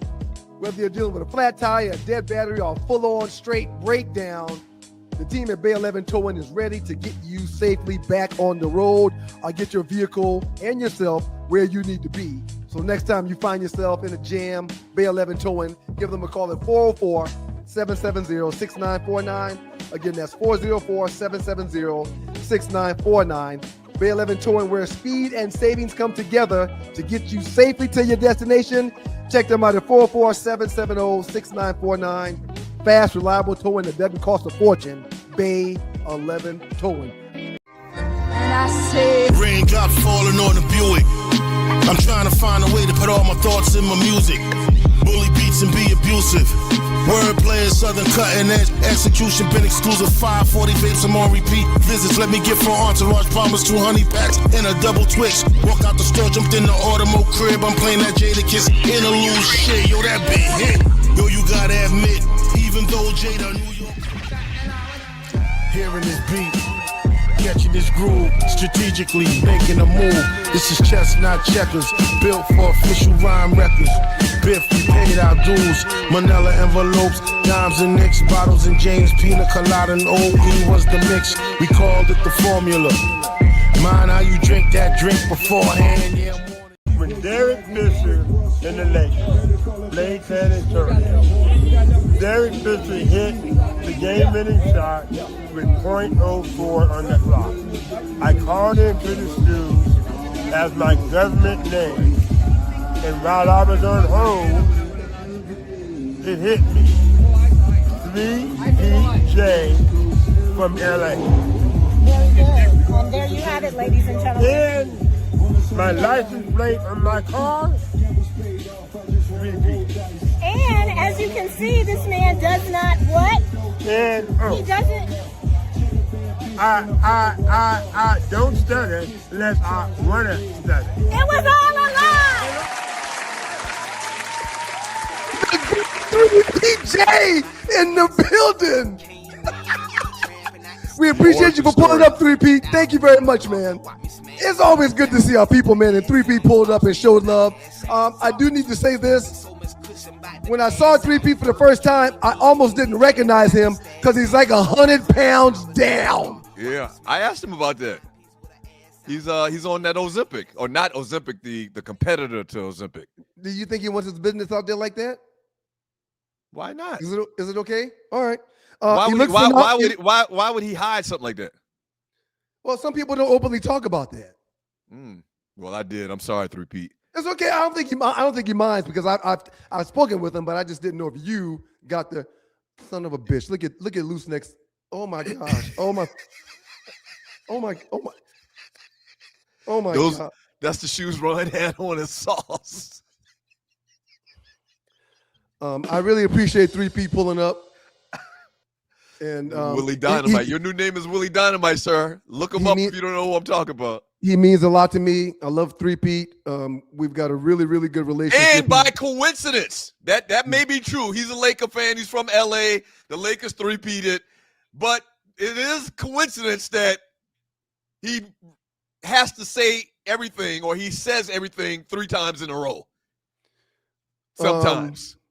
That's true. He did a good job while speaking in Tree, but he has never, ever spoken that clearly his entire life. He's never done that before. First I've ever seen of that.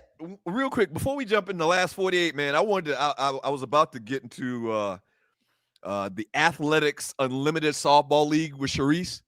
Her thoughts on that? A new softball league launched this past year. Speaking of that, I'm going to go into the chat while you're telling this story and put her website down if anyone wants to holler at her or check up on what she's got going on. And so I was going to ask her about that. Morgan, you've been showing these videos, posting these videos on your social media with my niece and her little softball league. Mm-hmm. So she's been in tennis. She's been softball. Has she done any basketball? Yes. Okay, so she's done basketball. She's done golf. You've had her out there on the golf course, right? Yes. She's got some clubs. What do you think it's going to be, man? Because she's going to be, I can see it in her. She's got it. She's got that little athletic prowess about herself. She's going to do something big, definitely in college, maybe professionals. What do you think it's going to come down to? I love the tennis because the tennis you can make the most money, and she's very good in tennis, but she looks good behind the plate in softball too, but they don't make as much money as tennis. You need to my point is you need to kind of steer, in my opinion, as an uncle, you need to kind of steer her towards that tennis as much as you can, man. Well, I want to steer her towards what she enjoys the most and what's going to give her the best opportunity for success when it comes to staying out of mom and dad's pocket for college. That's what I want her to do most. Number one. Okay. Yeah. Okay. Yeah. But the tennis thing is different because she's been doing it for the last 6 or 7 years. She started when she was 3 or 4 years old with the same tennis coach. So that's a long play. That's a long game. She's not on the tennis team. She doesn't play tennis at the school. The school has tennis, but she don't play with those kids regularly. It's not a Richard Williams approach I'm taking with her because I'm nowhere near that aggressive. Which, by the way, it works. It's proven to work. Joe Jackson. To answer your question, Earl Woods. I think it's going to be softball, even though she's a great soccer player. I think it's going to be softball because of how she's grown and taken to the sport so fast. Right. This was her second year playing, and the last 8 games, with the help of the trainer, it's clicked. Right. You know, she hits the ball every time at plate. Mm-hmm. So I think it's going to be softball. She enjoys playing softball. She's having fun with softball. As long as the bills get paid, and if she's happy, I'll be cool. And the bills getting paid and start getting the scholarship. Now, real quick, before you move on, you mentioned tennis and her getting paid. My line brother has a daughter that plays softball in college, and she's making 5 figures a month. NIL in college, 5 figures a month. And there's girls that are making much more than that. Are you serious? She makes 5 figures a month. I've been thinking playing softball. I think you be making this shit up, man. No, to glorify and glamorize. Are you serious? I'm not telling any lies on this platform to my people. My line brother's child, my niece, is a very good softball player, and she makes 5 figures a month playing softball, and her college is paid for. Her room and board is paid for. Her meals are paid for. She gets an extra 5 figures per month to play softball in college. So if Morgan stays along the line she's on right now, she's going to be okay when it comes to that. Let me make sure. You said you took the SAT 7 times. Yes. You understand 5 figures. We're talking over $10,000 or more. Son of a bitch. No, when you say 5 things, I want to make sure we're in the what same does page. me taking the SAT 12 times have to do with anything? Hey, man, listen. You're judging. Let's just. 5 figures means 10 grand or more. 1, 2, 3, 4. Yes, that's 5 figures. Yes. You meant 4, though, right? Yeah. I meant what I said. What I said, man. Wow. The platform shoes, the disrespect, the bringing up my SAT, it's all wrong. It's all wrong. Hey, man, we just have fun. I'm just joking. Hey, man, the young lady at Texas, that's a picture. No, I'm sorry. The young lady at Texas Tech, the black lady that pitches for Texas Tech, she makes 7 figures a year. A year? Yeah, she's making over $1 million to pitch for them. Well, listen, man, my niece got an opportunity. This new softball league that started up last year, on top of the NIL money Morgan's definitely going to get based on the numbers you just told me. Because Morgan is an athlete. I see it in her, the way she runs. So the AUSL, the Athletes Unlimited Softball League, opened up last year. I think my niece is destined for that, man. And she's going to get the bag. She going to get the bag.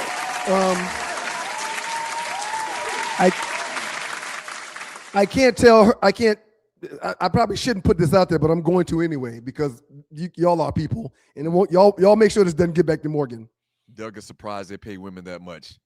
It's shameful. Red Stick Poodle is shameful. It's shameful, Red Stick Poodle. But I didn't want to get into that. You're right, Red Stick Poodle. You're right, but I don't want to get into that. I'm surprised because I don't think it has that many viewers. So the viewers equal the amount that you get paid in these types of deals. It's give or take. You got a lot of viewers, you get a lot of money in marketing. James Cooper, I don't even know you like that for you to be making jokes like this. Okay, real quick. Yesterday they had their ring ceremony because they finished second in the league and they got rings. We gotta get the last for finishing 48 second. man. Come on, man. Yeah, we will. Go ahead. Well, you started it. So at her ring ceremony, the coach pulls me to the side and goes, "Listen, you can't say anything to Morgan because I don't know what's going to happen. But I submitted her name to be an all-star this year." Wow. And I said, well, damn, coach, what does that entail? He's like, well, they'll play a summer circuit with the all-star team. So if y'all hadn't made any summer plans yet, you probably don't want to make any until we find out if she makes it or not, because you guys will be busy chasing her around this summer with the summer league. I just thought about it, man. What position does she play in the field? You never show videos of her in the field. She plays shortstop. She plays third base. She got a glove? She plays shortstop? She can catch it and she can throw it, man. She's got a rifle. What? She's got a rifle, man. Oh my God! You playing shortstop. So the coach said, yeah. So I wouldn't mention it to her in case she doesn't get it. She wouldn't be let down. But I want you to know what she's done in 2 years of playing softball is mind-blowing to us all. And all the parents are asking me who was helping Morgan hit. Wow. Because she's doing a phenomenal job. So shouts out to my baby, man. She's the best athlete in the house. Very proud of Nisi. Very proud of her. Yeah, man. As long as she can hook me up with some tickets to her AUSL games, man, I'm good. Hey, man, I'm not thin-skinned, man, but I think you guys are hurting my feelings today. Ryan Big Toe was dropping like Isaac Hayes, and I'm gonna get you stuck. Oh man, let's move on. Last 48, the biggest memes in the Two Live Stews Facebook chat group over the last 48 hours. Let's just move on, man. She hadn't even got on the track yet. She's very fast. And that's one thing she hadn't done is the track. She hadn't done that yet either. She gonna be tall, man. She don't want no parts of them hurdles, though. I was about to say get in the hurdles, but she don't want no parts of that, man. Her father ran hurdles, sir. Yeah. I would be able to help her if she decided to do that, but you know, that's a grind. Let's get to the last 48. I'm sorry. Let's get to the last 48. And you're watching the Two Live Stews, Doug Stewart, Ron Stewart. Proud of my baby, man. I'm really proud of my baby. Mm-hmm. I'm really proud of my baby. Y'all want to talk about my big toe and about my gout? Lord, please keep that gout away from me. Lord, please don't bring that gout back. Hold on. But I'm really proud of my baby, man. All right, let's get on with the show. All right, so this was floating all around the interweb, man. Jalen Williams from the OKC Thunder. If that gout comes back, I'm not sure exactly how I'm going to handle it, man. I just want y'all to know that. I thought you said it wasn't the gout. No, it was. Okay. All right, go ahead. Horace D. McGill, thank you, sir, for locking into the. Go ahead. Son of a bitch. I don't even know who this name is, and he teasing me about. This is a female, and she is giving you props by saying her daddy wears the shoes I had on. That's not props. That's kind of like an underhanded bow to the ribs kind of tree. So Horace D. McGill, I know the lady in the black is probably a trainer or staff member, but why is the lady in the pink on the sideline? Oh God! What the fuck happened? Dealing with some technical difficulties, man. But did you fall off your chair? No, I did not. All right, so this has been a big trending topic over the last couple of days since it happened. This game was on Monday night, I think. OKC beat the Lakers in the first game one of the series. Mm-hmm. Jalen Williams on the sideline, man. They flashed him several times, and just what's your thoughts? Now I will say this before you even say anything. I will say this, and I mentioned it on the I mentioned it in the chat room. The bell bottoms are coming back. We wore the shit out of bell bottoms like early 2000s. I've got bell bottom suits and everything. I've got a pair of bell bottom jeans, and I do have a bell bottom suit also that I've only worn like once. I only pull it out on special occasions. But it was in fashion in the early like 2000s. I'm thinking. And, you know, our parents wore bell-bottoms back in the day. You look at all them 70s movies and shows and whatnot, they were wearing bell-bottoms. So I'm okay with that. But he shouldn't have, in my opinion, he shouldn't have worn the other part of this outfit with them jeans at the same time. You can do them separately. But this is too much, sir. This is too much. You're insinuating that this is a zesty look? This is zesty as F. Okay. I want to explain to you how this works. And the way he's standing. His stance is not a good stance wearing that outfit. When you've got a clothier that designs your clothes, when you trust and you've known that clothier for quite some time, what happens is they'll come to your house and get your measurements, a bunch of measurements, so your clothes is fitted, and then you'll pick through fabrics. You look through fabrics to see the fabrics that you like. Why are you saying clothier as opposed to tailor? So I'm just asking. So what happens is once the clothier leaves, they'll make your clothes, and based upon the time that y'all spent together, they design said clothes. Right. So the zestiness may not be Mr. Williams. The zestiness may come from the clothier that thinks these clothes look good on him. Okay, so wait. Is there some type of contract that the clothier gets the client to sign that says no matter what it is he sends them, they're going to wear it? Like he can't get it in the mail and say, nah, I'm not wearing this shit afterthought? you know, after on second thought, I'm not wearing this. He has to wear it. He's obligated to wear it. Shouts out to Johnson C. Smith's very own David Washington. David Washington has been my clothier for 2.5 decades. Why are you saying clothier and not tailor? Because David Washington is my clothier. He's not my tailor. He's my clothier. Okay, all right. I know him. He's from St. Stephen, South Carolina. Grew up in our area. You know him. We're homeboys. He's really good at what he does. And when he gets my measurements and sends me clothes, I've never sent anything back. Some of it isn't my style, but I trust and believe in David Washington. It's what he does. So I've never been told when I put on something that he's designed, damn, that looks zesty. Yeah, that's a bad look right there from Jalen Williams. I'm sorry. That's a bad look. Unless he got his fingernails painted, I can't tell from this picture. Unless he got his fingernails picture and he might be a little, I don't know. Well, I'm telling you, if that's not the image he was trying to portray, I think this is a bad look. I think the stance is worse than the clothes. The stance is hurting it even more. I think the stance is worse than the clothes. The stances add to it exponentially more. But he just signed for $240 million so he can wear whatever the hell he wants. He can stand however the hell he wants.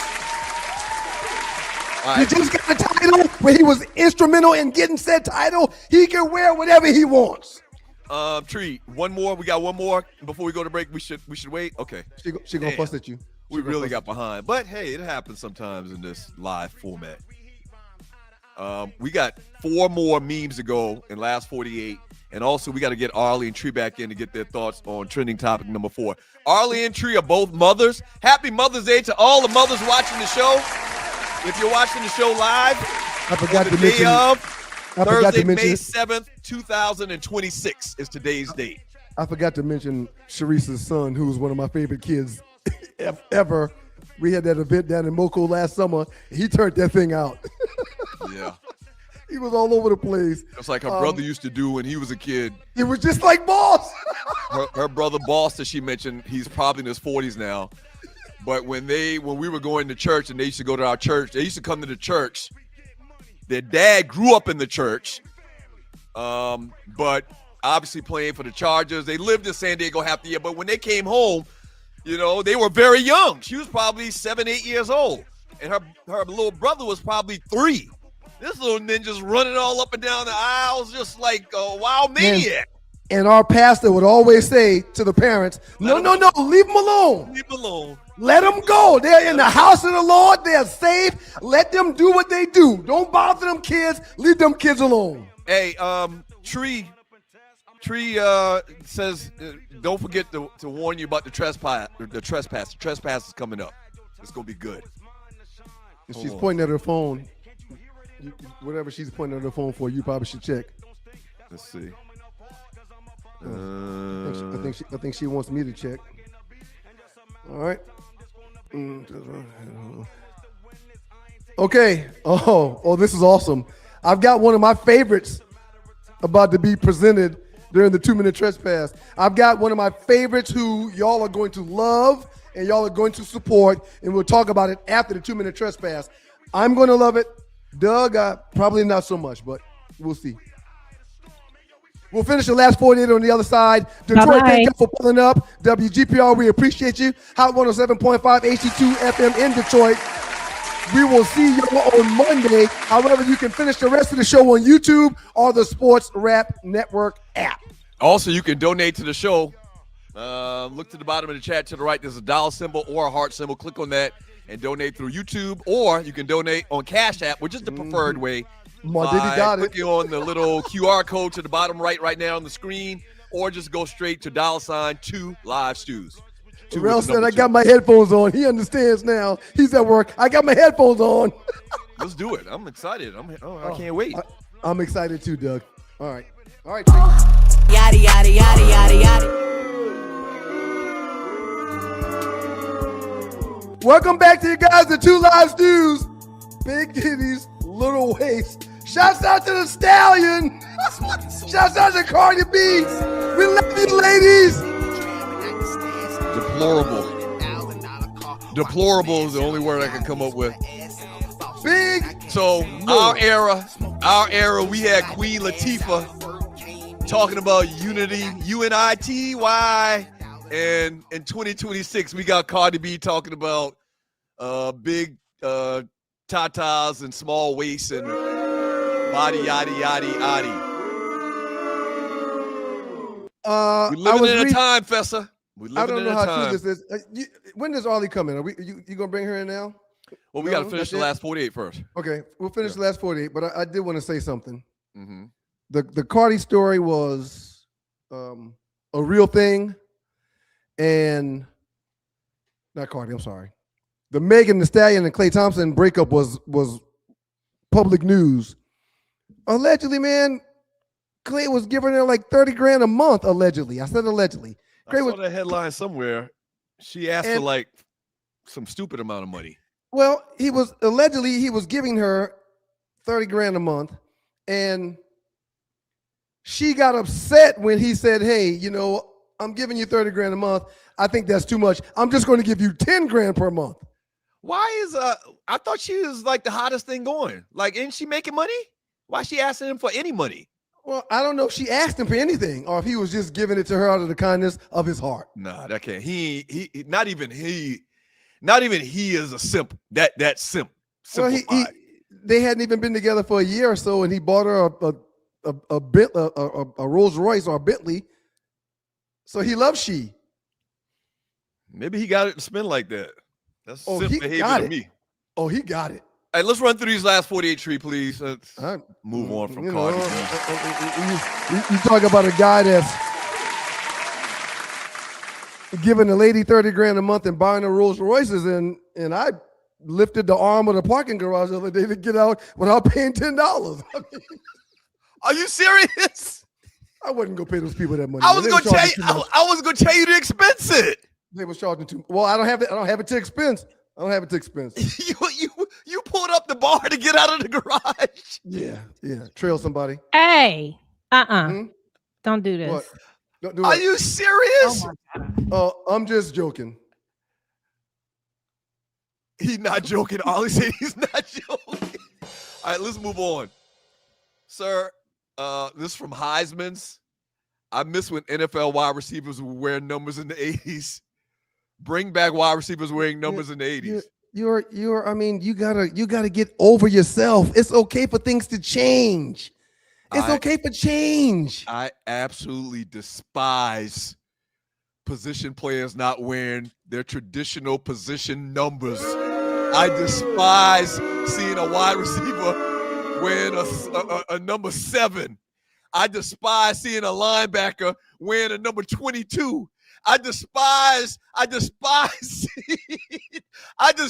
seeing the defensive end wearing number 4. I despise it. You okay with this? It's out of control now. It was cute at the beginning, but now you got linebackers wearing single-digit numbers. Not a linebacker supposed to be in the 50s.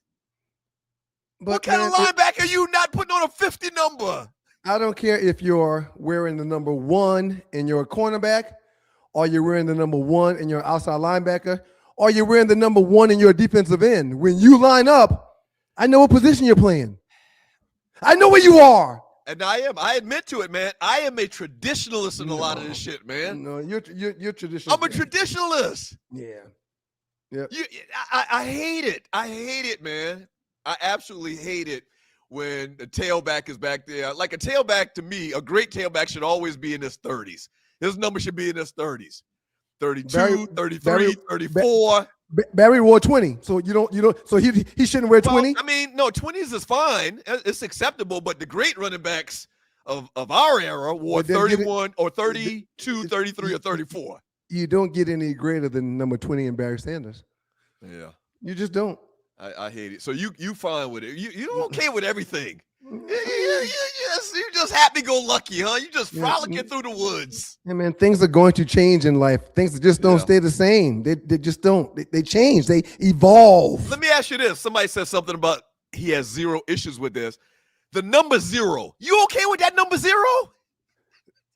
The number 0 isn't a number. I detest that. Zero isn't the number. Zero isn't the number.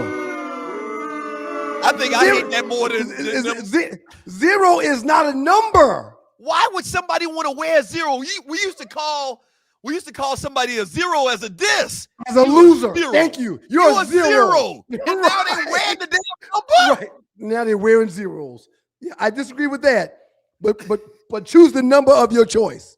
All right, next one, Tree. You're listening to the Two Live Stews Experience. Speaking of numbers and all, shouts out to the great Cedric Irvin, played tailback at Michigan State, cousin to the great Michael Irvin from down in Miami.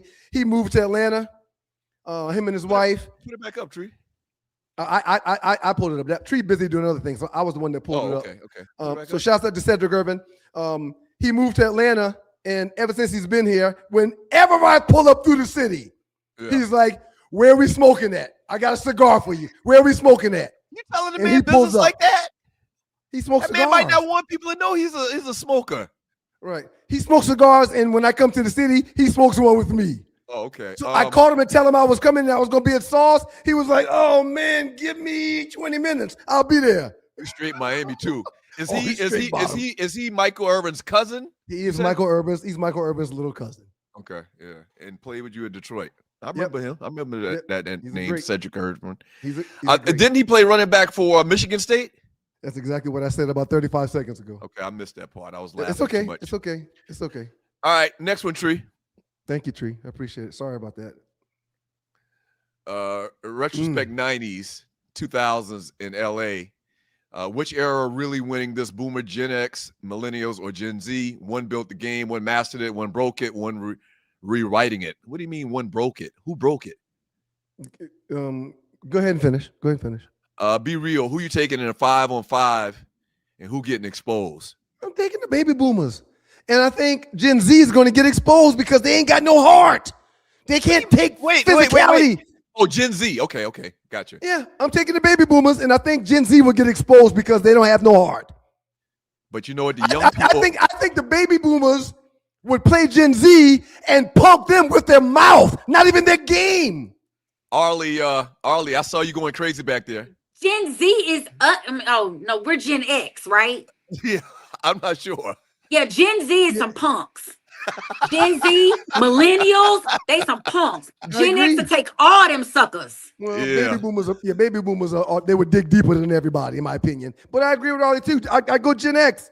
These younger cats, man, they just don't have the intestinal fortitude. They don't have the mental toughness that it takes to endure sometimes when you're dealing with tough situations. Let me tell you, man, the baby boomers would Jedi mind trick all of these other teams, man. The millennials, they've done LeBron and James Harden. They too emotional. Nah. Oh, not only Harden and LeBron, but KD right in the middle, Mr. Emotional himself. KD in the middle. He's a hooper. He's one of the best to ever do it. Fighting with people on social media all day long. He would not be able to withstand that trash talk that he'd get from Barkley and Jordan and Bird and Magic. They would just fold. And them pinching him or pulling on his shorts. Yeah, man. I'm going straight baby boomers, man. Shout out to you, Osiris. Right. Too many bitch files with Gen Z, man. They just no. That's a good one, man. That was a good one. I like that. I really enjoyed that one. Next one, Tree, and you're watching the Two Live Stews Experience. Shouts out to Kip Gordon. Appreciate you, bro.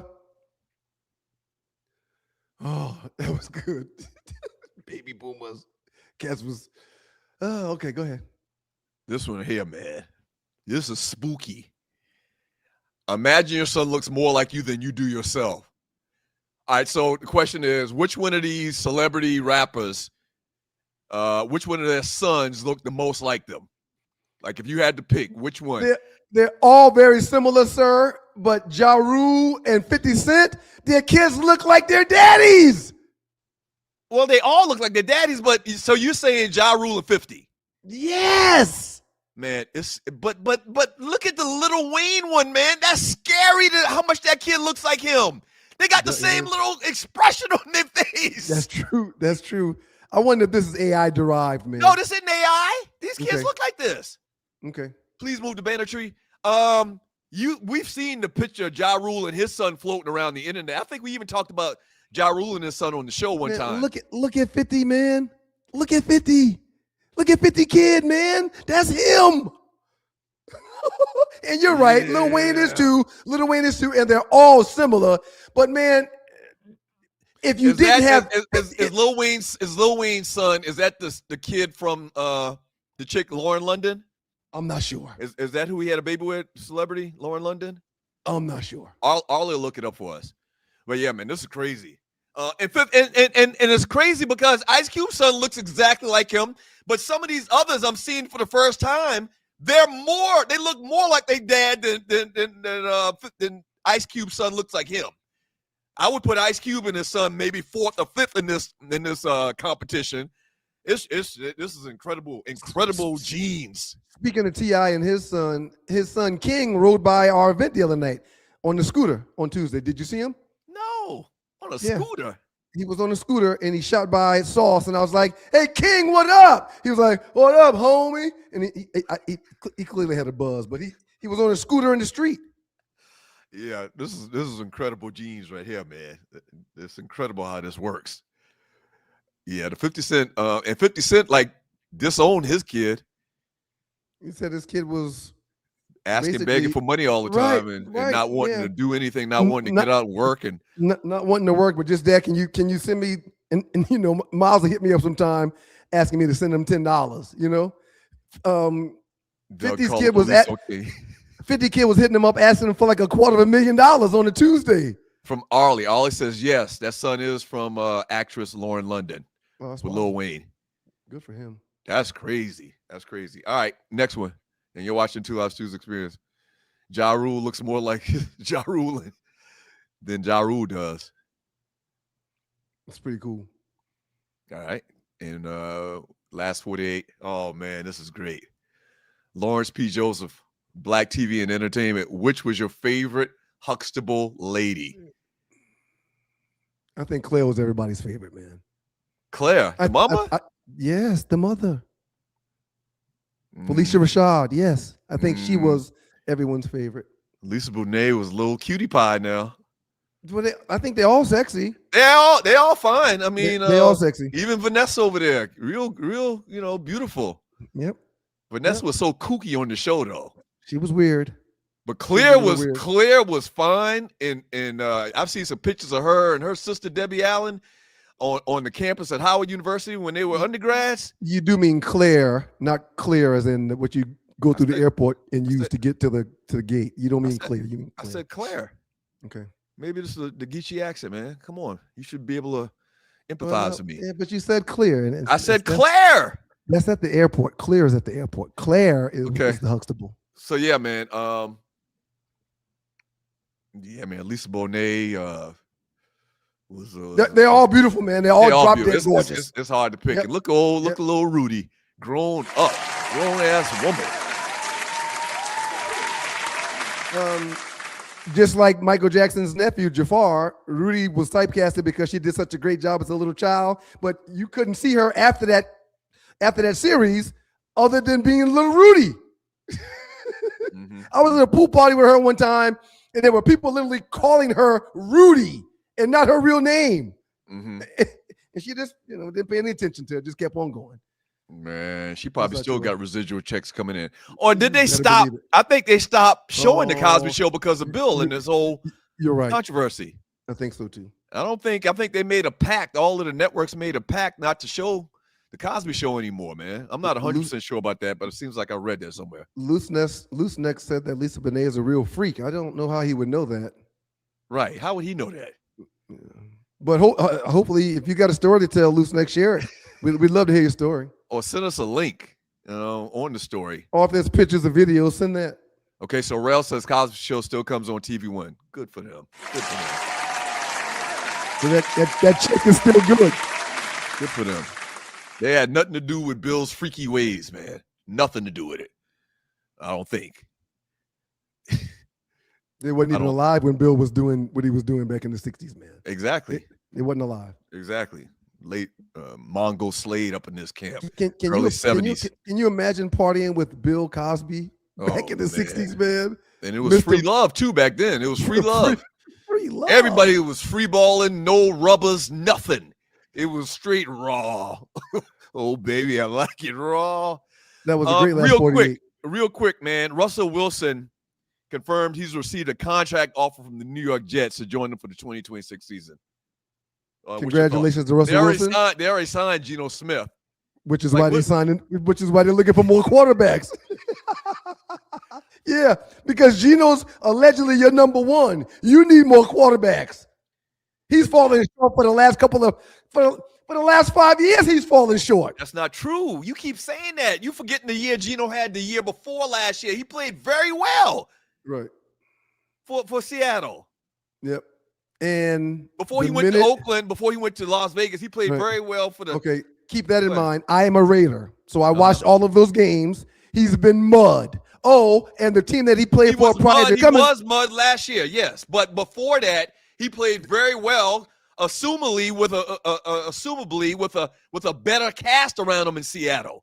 Right. They didn't have a good cast around him in Oakland, or I keep saying Oakland, Vegas. And this year, when he leaves Seattle and goes to Las Vegas, what happens in Seattle? Thank you. Why do you think these teams keep giving Russell opportunities? He got a Super Bowl ring. Why if you're looking for a backup or somebody to play the position, right? Have 2 rings. If you're looking for somebody to play the position and understands it, you would go to a vet that's got a Super Bowl ring. I don't have a problem with Aaron Rodgers. I don't have a problem with Russell Wilson. I don't have a problem with those guys that are titans in their industry getting gigs. Mm-hmm. Okay. All right, so we welcome the ladies back in. Hey, Tree. Hey, Arley. Hey, Tree. We didn't even talk to you. You had a great time. Did you have a good time at Sauce on Cinco de Mayo? Yes, I did. Thank you for asking. Speaking of that, Tree, real quick, I want to apologize to you. I had a few drinks Tuesday night, and I think when I was leaving, I gave you a hug, and I may have kissed you accidentally. So I want to apologize about that. What? In the mouth? No, not in the mouth. Not in the mouth. It was either on that 8 head or on that cheek. But I do remember, and after I kissed, I was like, oh shit, I just kissed Tree. Actually, you didn't say goodbye to me at all, but okay, we'll go with this. So you imagine that I whole saw thing. y'all hugging. I saw you and Ryan hugging, Tree. Thank you, Tree. Thank you, Arley. It's okay. I wouldn't know He when doesn't you like me, so and I literally saw y'all over there hugging. Thank you. Y'all stood up right there by where the table was and the sign. So I was like right in that little doorway. I saw it, both of y'all, and it was a long hug. And I didn't see the kiss in here. There's a lot of. I mean, I guess we all have the spirit selective memory. Well, I think we have the spirit of informant. Something was happening in the streets. Doug was paying attention. Doug pulls out his phone. 30 seconds later, the cops pull up. And before the cops go over there, the cop pulls up to the sauce and down his window and was like, Mr. Stewart, where were you talking about? And Doug points. And that guy walking by him was minding his business. This guy. There's no police behind him. And then next thing you know, police on the way. Yep. Whatever, man. Drop a dime, Doug was full of fat. Drop a dime, Dougie. Y'all funny. Full of fat. I always keep my head on a swivel. I don't want nobody running up on me. He was like, y'all hear that? If you've ever been jumped before, like by 7 or 8 YNs, you'd understand. All right, so change that cat life. Yeah. That nothing secret changed that cat life. All right, so it's Mother's Day weekend. Arley and Tree are both mothers. Happy Mother's Day, ladies. Yeah. All right, so having a little fun with Mother's Day. Based on their iconic status, nurturing resilience and impact on pop culture, the top Black TV moms of all times includes, coming in at number 10, Wanda McCullough, The Bernie Mac Show.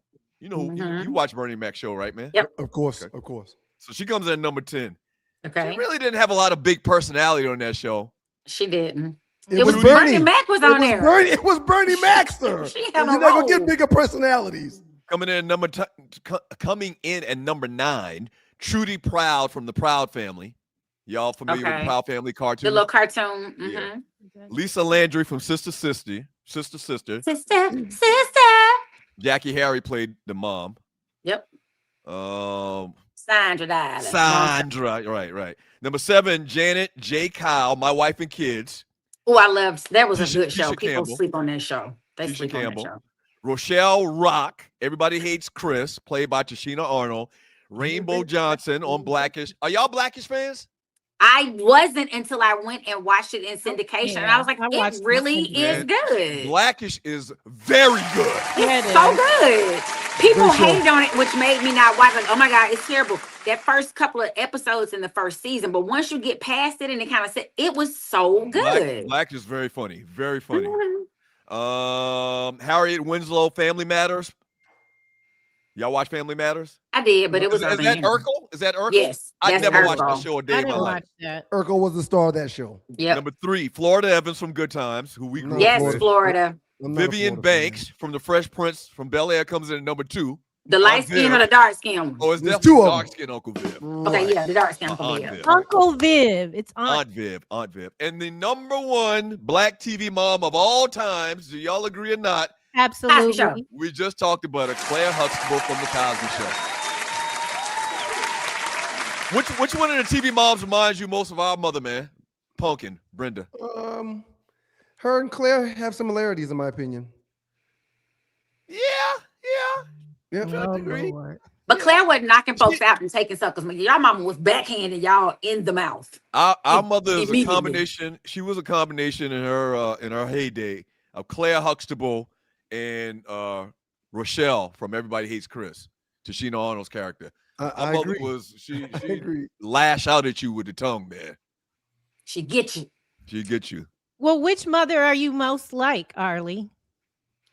Probably, I'm a combination of all of them. My child probably going to be in therapy for a long time behind my behavior. Which one are you, Tree? Which one are you closest to?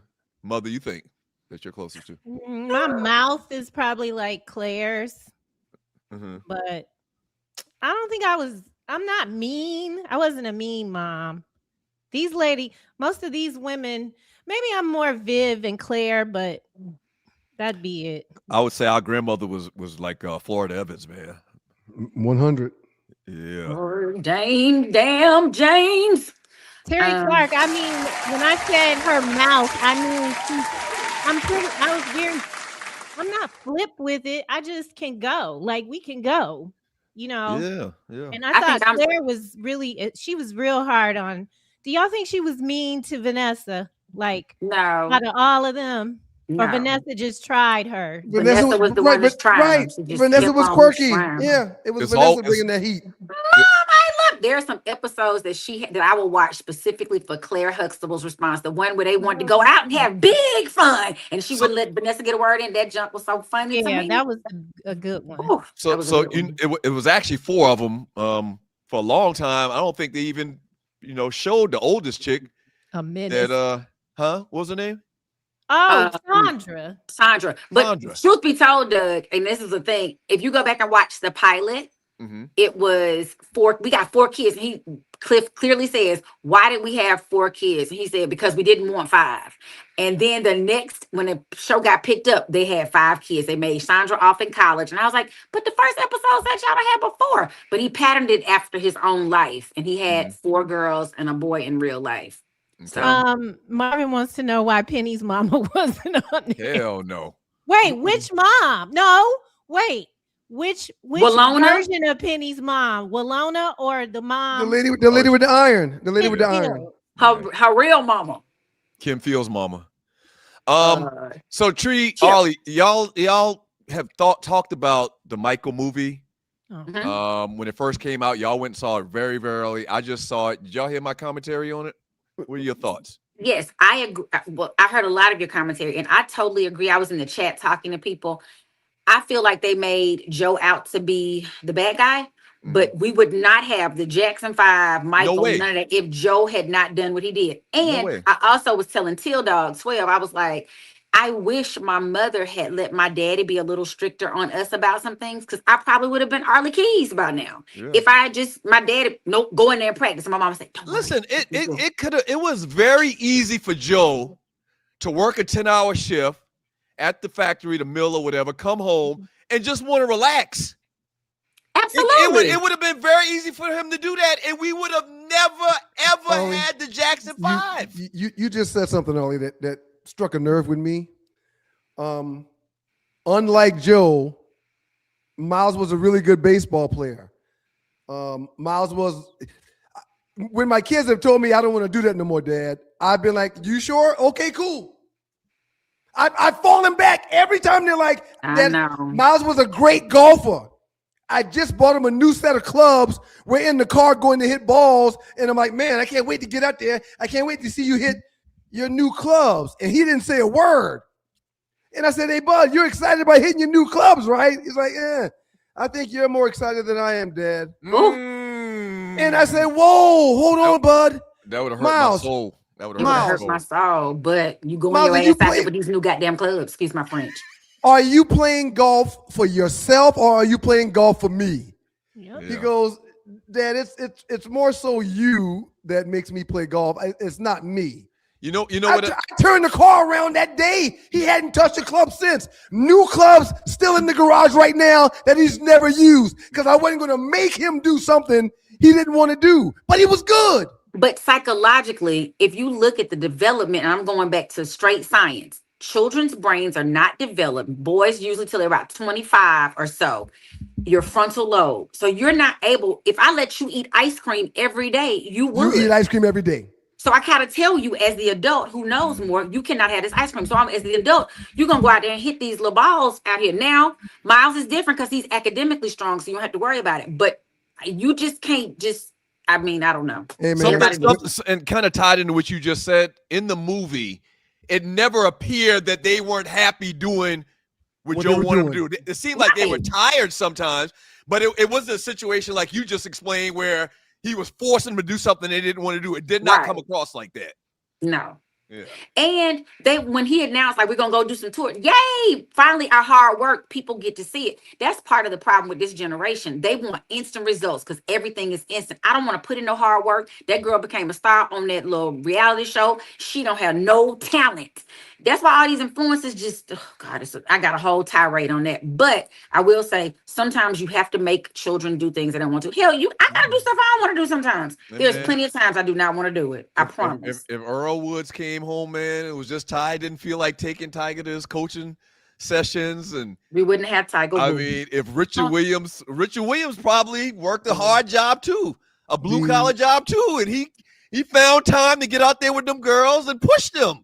And that man has he got one of those young ladies. I think one of the daughters has passed away, but he got a doctor out the deal, 2 superstar tennis players.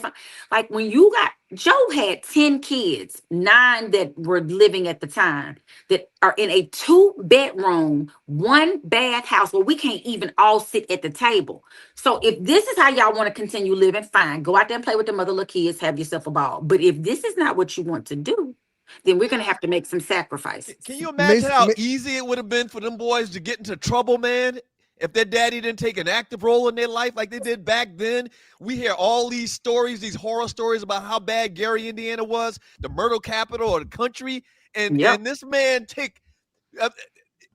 I just think that we got the whole narrative wrong on Joe, man. Mason's football coach, who's in his second year, and last year in his first year, the school had one of the best seasons it's ever had in his first year. Every time he sees me, he stops and has a full conversation like, what's it going to take to get Mason out there? I said, Coach, every time you see him, talk to him. Maybe he'll do it. He's like, I do. He's not listening. I said, Coach, I'm not going to force him to play. And the coach looks at me like, are you crazy? Why not? And my answer is, I don't want him playing football for me. If he's playing football, he needs to be doing that for himself. But the coach is like, man, you're crazy. You're leaving a lot on the table with that one. I think it's because I have a cousin, not football related, but his parents kind of let him, I don't want to force him. He don't want to, and he has said open like, Dad, I wish I had thought about wanting to do it but I said no. And so my mama didn't want to force me. So, but I regret it. Does anyone, can I answer the question? Yeah, go ahead. So it's not going to be, I don't agree with it. Black people have this mentality that we got to get beat. Everything got to be hard. Let me finish.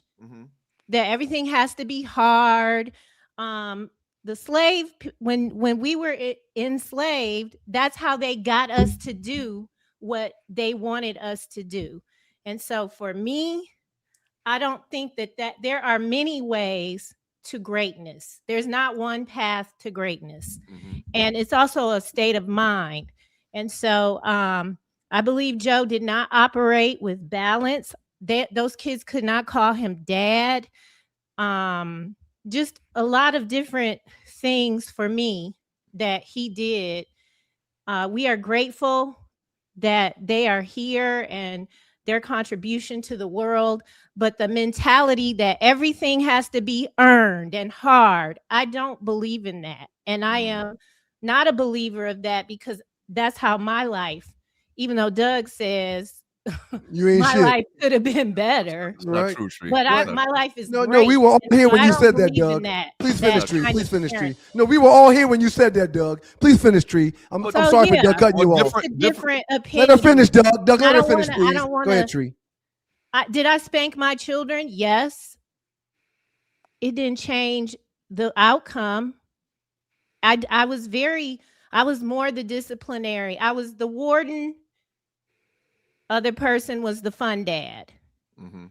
And I don't know if a woman can even exert the kind of whatever. Ass whooping. I'm not a man. No, I talked to Trey. I talked to Arley's son quite often. He used to mentor him back in the day. And he mentioned one time Arley had him in the Boston Crab after he did something he wasn't supposed to do.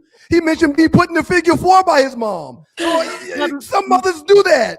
My children would definitely say that I was the police. But it didn't change the outcome. Their path is their decided path. And it does not have anything to do with my parenting. I'm not less than a parent because of the choices that they made. And I did not, I did spank them. It was a challenge for me to do that because I was abused. And so, I would just like to, for the record, I like to say, this is how I came to my parental, because I didn't have to, after about 7, I had to come at him maybe like 2 more times. Once he got to get tightened up like at the top of every year because he'd forget who he was talking to, and I asked him to watch his tone. I knew early on, I had a really big ex-husband. For y'all don't know, Ryan and Doug know my ex-husband, Ernest Dixon. He's a big dude. So I knew whatever baby was coming out of my body was not going to be no little person. And when I found out it was a boy, I was like, uh-oh. I knew then I had to put the fear of God in him early. So we started off like that. But I had a very healthy balance of love. Kids love me. It's like I could have popped them, I could have talked to them, whatever it is, and they ask any of my former students. So I think it's a healthy balance of love and discipline. Discipline does not have to look like I done punched you and bust you in the mouth all the time, but there have to be consequences to your actions. You cannot be in charge, because I love you with my discipline. Mr. Policeman over there, not so much. So we don't have to have that problem. Let me do my part as a parent. That's all I'm saying. And people can do it however they want to. I think I raised a fine young man. He got his toe out the frame every once in a while. He was fearful enough of my words at a point. Would I do some things different? I'm sure I would, but I got a great result. So it is what it is. We have Mr. Black. I probably bopped Kayla upside her head way more than Cameron, if I'm being honest. Because in my mind, she had, I'm not saying Cameron doesn't have it, but that nigga, she was me. You know how Michael would pop off? I popped off. It's energy. It's just like I had a lot of energy. And Kayla was, I got in her ass. And then with Cameron, it was more soft. The baby gets it differently. And moms and boys are just different too. That's true too. Moms and boys have a different relationship than dads and daughters. Yep. And they will both have they both had a different experience with me. They didn't experience me the same way. But being a parent, I don't recommend it. I'm sorry. I don't. You don't recommend what? I don't recommend being a parent. I really don't want my children. Being a parent, period. Wait, you don't recommend being a parent at all? Our parents did not have kids. My mama did not warn me that this junk was going to, and it's never ending. Every time I see my son's name on my call ID, I be like, yeah, what I got to do now? Mine is mostly not because yeah, like right now, I was like, right now, one of them owes me some money today. I make them pay me back. Can your kids ever owe you money though? Not in real life. I owe my child some money at this point. He got to wake up. For the lesson. I mean, I'm saying, you guys like, talk about the lesson of it. That's the lesson. Like, I give them money, but if you say, "Can I borrow?" I expect you to borrow and run me my shit back. I think your kids go in a different category. I think everybody else got to No, pay you you back. don't with your cheap ass. No, I'm saying I don't give my kids money expecting to get it back. I don't use the word borrow. Well, my children ask to borrow, and so to Arley's point about consequences and lessons, if you say, "Mom, can I have $25?" Mom, may I borrow $500? Those are two different things. Right. Okay. But yeah, I don't recommend parenting. It's a lot. Damn. I love my kids. How would you have been here? How would we have been here if it wasn't for parents? The world wouldn't exist. Saying that. I'm saying there's a mentality that I don't feel that today's, what are we talking about? What was it? What's this generation? Gen Z. They don't have it. They don't. Just don't do it. Just don't do it. These millennials. I don't know if our kids are millennials. I don't know, but they all something different, baby. They something different. Before we let you go, how y'all handling your Mother's Day weekend? What are y'all expecting to do? What are y'all wanting to do? What do y'all have planned for your Mother's Day weekend? I'm a middle mother, so I have to plan the celebrations for my mother. So there's my son, child. He loves his mama, but what's the middle mother? I've never heard. I'm in the middle. I'm the mama in the middle. Like I'm supposed to be celebrated. Where's she at? In the middle. I'm supposed to be celebrated, but my child probably we push everything towards the senior mother. You know what I mean? Okay. I'm in the middle. Which is fine, and your mom deserves that. She Mom absolutely deserves that. Yeah. My mama, people wonder how she puts my grandmother, her mother-in-law used to always say, "Oh, I just be feeling so bad for your mama. She got Bobby, you, and little Bobby. Oh, bless her heart. We are a lot over here." True, the kids take you out to dinner, or they ducking you because they owe you money? Kayla lives North Georgia. She'll be here next weekend. Okay. So she was like, "Mom, I'll see you next weekend. That's fine." I don't have I'm like Ryan about my kids. Like, if they want to, I don't have a lot of obligations at this point, other than respect from them. Cameron is working. We don't have a plan. Honestly, Douglas, I don't want to go outside because they're closing the fucking freeway. Yeah, that is the most ridiculous. That's gonna be a problem ever. But if they don't close it now to do what they need to do for the World Cup, when the World Cup gets here, it'll be hell on wheels. Hey man, Mother's Day weekend. we need to give a public service announcement, man, for people that don't know. I posted on my Facebook page. That's the word. For Atlanta people, stay in house. The southwest portion of 285 is getting shut down this weekend. Don't do it. Just don't do it. It's already miles and miles and miles of traffic and hours and hours and hours of traffic. They're about to shut down a quarter of the most busy strip of highway in the city, where all the black folks live. Where all the black folks go to dinner, church, all the shit that we do. Shuts down Friday, Saturday, and Sunday. And you know what? I'll hear a news. Thank you, Melvin. I'll hear a news mention about some part of the highway they're doing construction, but I'll forget. What I'm telling you right now is do not forget, put an alert, a reminder in your phone. So for the record, I'm glad you mentioned that. Yes, you will forget. However, if when you get in your car, no matter where you're going, if you pull Google Maps up and put the address in, it will keep you away from that problem. But it'll keep everyone else away from it too. But it's going to show you the fastest route. Yeah. I'm going to be posted up. Shout out to Black Diamond, who was headed to Somerville, South Carolina to spend time with her son-in-law, her son and daughter-in-law. Somerville. Right. Yeah, it's Boo Somerville, but Mama Stewart now lives closer to Somerville where she resides now. So enjoy yourself down in South Carolina. It'll be beautiful. The flowers will be blooming. Have fun with your family over the weekend, Black Diamond. We love you. It's 9:42. Hey, Arley, thank you so much, Arley. Thank you, Arley. Happy Mother's Day, Arley. Thank you. Happy Mother's Day to you, Tree. Happy Mother's Day to Pumpkin. Thank you for being so. Arley and I have known each other for everybody that's new. I don't know, about 20 years, 17, 18 years. So a mother to my children. Now I'm gonna be sad because you really, with Kayla especially, just thank you. That's my girl, KT. Thank you so much. I told y'all, Arley love the kids. And happy Mother's Day, and Happy she will Mother's Day bop to her you. in the head too.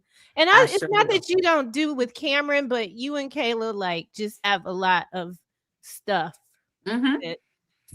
Thank you. So thank you. Happy Mother's Day. She's a Happy wonderful Mother's Day young to lady. all the dogs and poodles. I mean, the poodles out there, and to your dogs and poodles, mommies. Thank you, Arley. I'm a huge Kayla fan. She's awesome. You're watching the 2 Live Stews experience. Let me give a She's shout out to starting everybody. grad school next week. She starts, what school? Oh my God. No.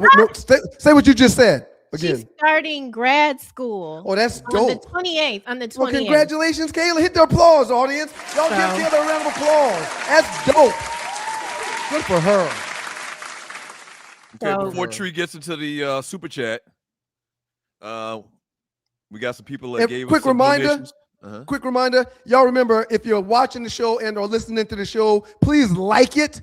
At one point in time, I saw in the chat, somebody was reminding everybody to make sure that they like it because there were 155 people watching at the time, but there were only 35 likes. So the 155 likes would be a whole lot better than 35 likes. So please like, listen, share, and subscribe. First of all, Doug didn't like when we played Megan. Look at him.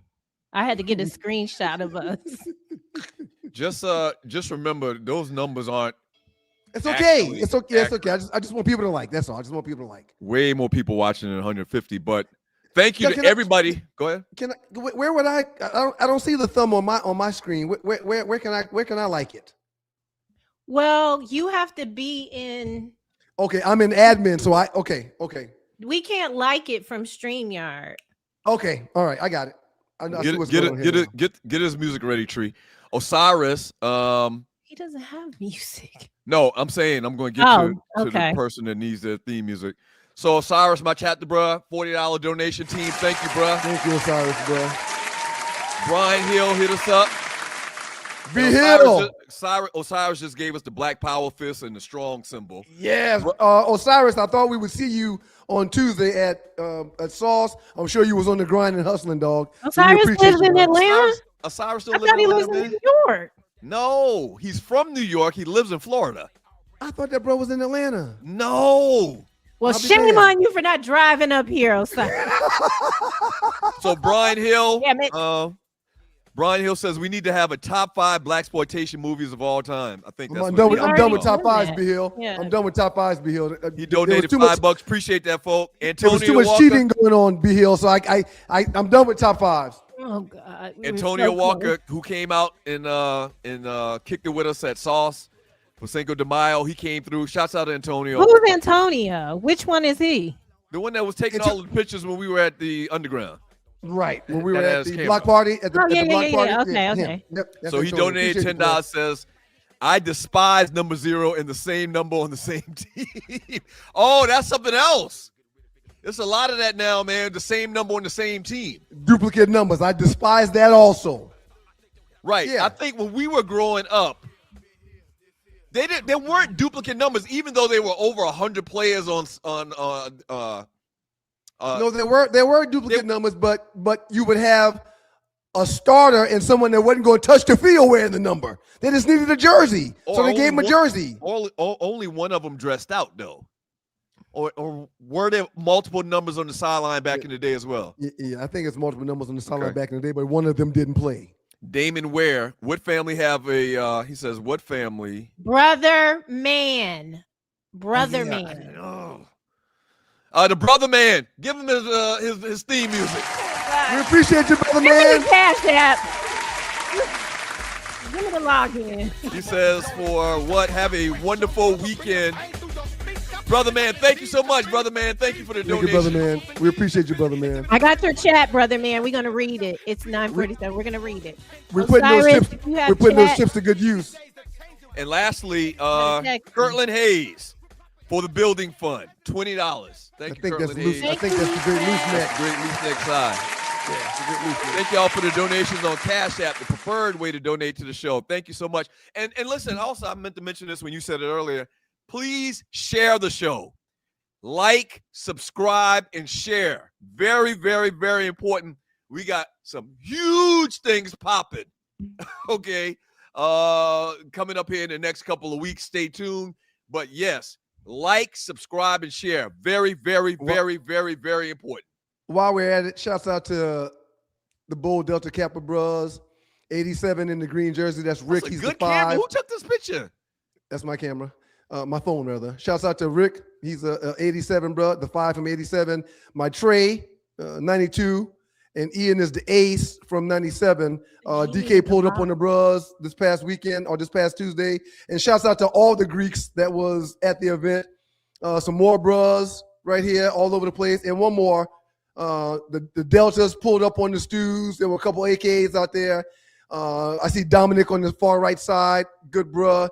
I can't mention everybody's name, but shouts out to the bros that pulled up to show some love on Tuesday at Sauce while we were hanging out with the good folks from Patron. We appreciate you, Patron. Thank you very much. Absolutely.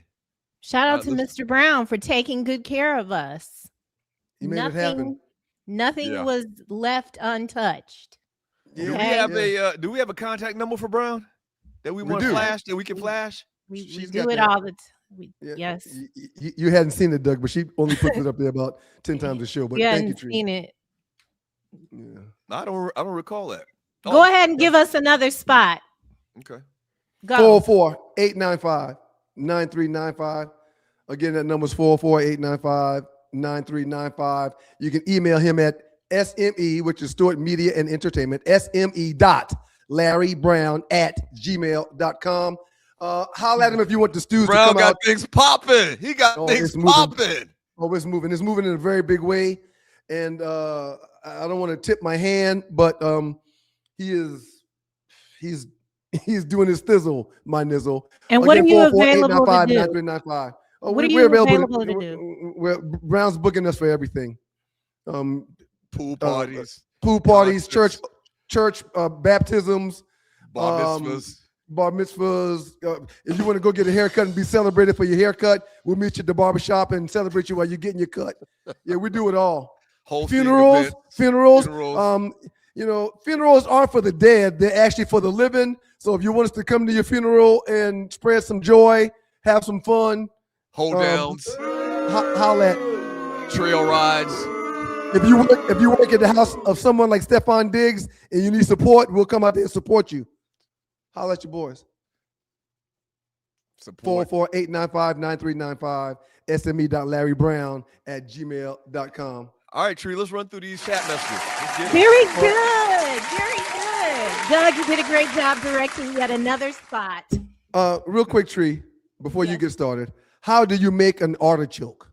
How do you make an artichoke? Come on, man. Seriously. How do you make an artichoke? Starve him. Starve. Close tree. You strangle it. You strangle it. Artichoke. Are we talking about an artichoke or? One more. How was the snow globe feeling after the storm? How was the snow globe feeling after the storm? A little shaken. All right, let's go. I don't know if we were talking about an artichoke, though. That was giving something else. Oh, gosh. Okay. Jujam Sport, thank you for coming outside. Thank you, it was good to see yes. you. Yes. I think I got a picture of him. Let me pull it up. He says you guys come outside more often. And we are. Oh, we are. I think absolutely. We are outside. All right. Encyclopedia Brown. And yet Orange Man was on the Epstein list 3,000 times. 30,000. 30,000 times. Mm-hmm, Yes, mm-hmm. that is another zero. Mm-hmm. And what was that in reference to, Joe? No, we don't know. Loose neck bouncing down with $1.99 that Arley will never Thank see you, Loose for Neck. her slushie. Okay, thank you, Loose Loose Neck. Neck. I guess I don't need a slushie. Loose Neck coming in again. Ryan was wearing the. Wow. Honestly, I didn't notice your shoes. But I did notice you walking kind of like this, but I thought you were just hey, listen, I was just joking about his shoes. inebriated. They were they're pretty popular these days. The shoes. What Well, do they call hookahs? Hokas, and they're very comfortable and they support people with bad backs and bad necks like I have. Did you ever think that you was running around tackling people all athletic and lifting weights and stuff? You ever thought that you'd be wearing geriatric shoes to your job?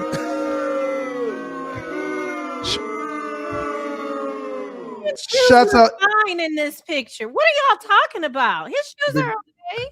Former Nick great Charles day. Oakley pulled up at the Stews event this past Tuesday at Sauce to show some love. Shouts out to the great Charles Oakley.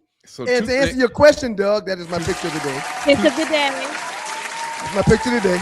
And to answer your question, shouts out to the great Robert Porsche in the Lions Hall of Honor, Mr. South Carolina State, everything.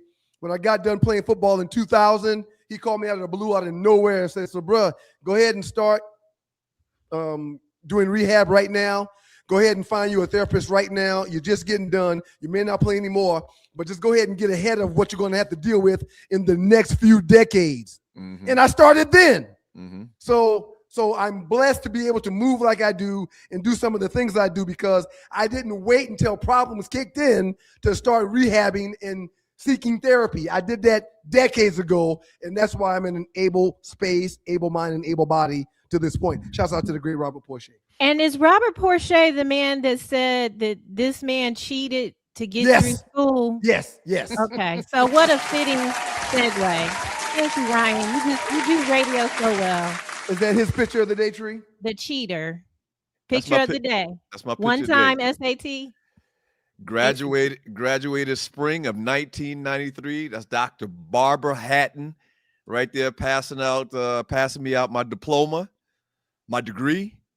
And a bunch of people graduating. South Carolina State having 2 graduations, one tomorrow and one Saturday, from what I understand. It's big. I love doing this with y'all. Well, that was a great Go back to Ryan's pick of the day, though, real quick, before we read all these chat messages. The great Charles Oakley.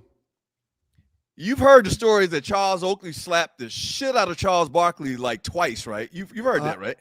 He's kind of mean. He's on the Housewives too. I've told that story a couple times, sir. Charles Oakley don't play. I've talked to it about Charles. That man got meat hooks for arms. Look at his arms. That man's arms come down to his knees. Put it back up one more time, Tree. He's a big dude. And also his head is double the size of yours. Well, he's a bigger human than I am. Yeah. No, but you got a big head. I mean, let's just be real about it. You got a nice sized noggin on you. That man's head is OJ-sized head. Ryan looks like Doug looks next to Ryan, next to Charles. For the record, man. If that man slap you with them hands, it's a wrap. You going to sleep. Hold on real quick. Just keep in mind that I think Charles listens to the show, and if you say things that are disparaging about him or his Charles Oakley know he got a big ass head. Come on, man. He might come and slap the shit out of you. No, he won't. Right. He better not do that. He's not gonna do that, Mr. Oakley. I'm a fan of yours, Mr. Oakley. I'm just acknowledging your head is abnormally big. So right prior to no offense. True story.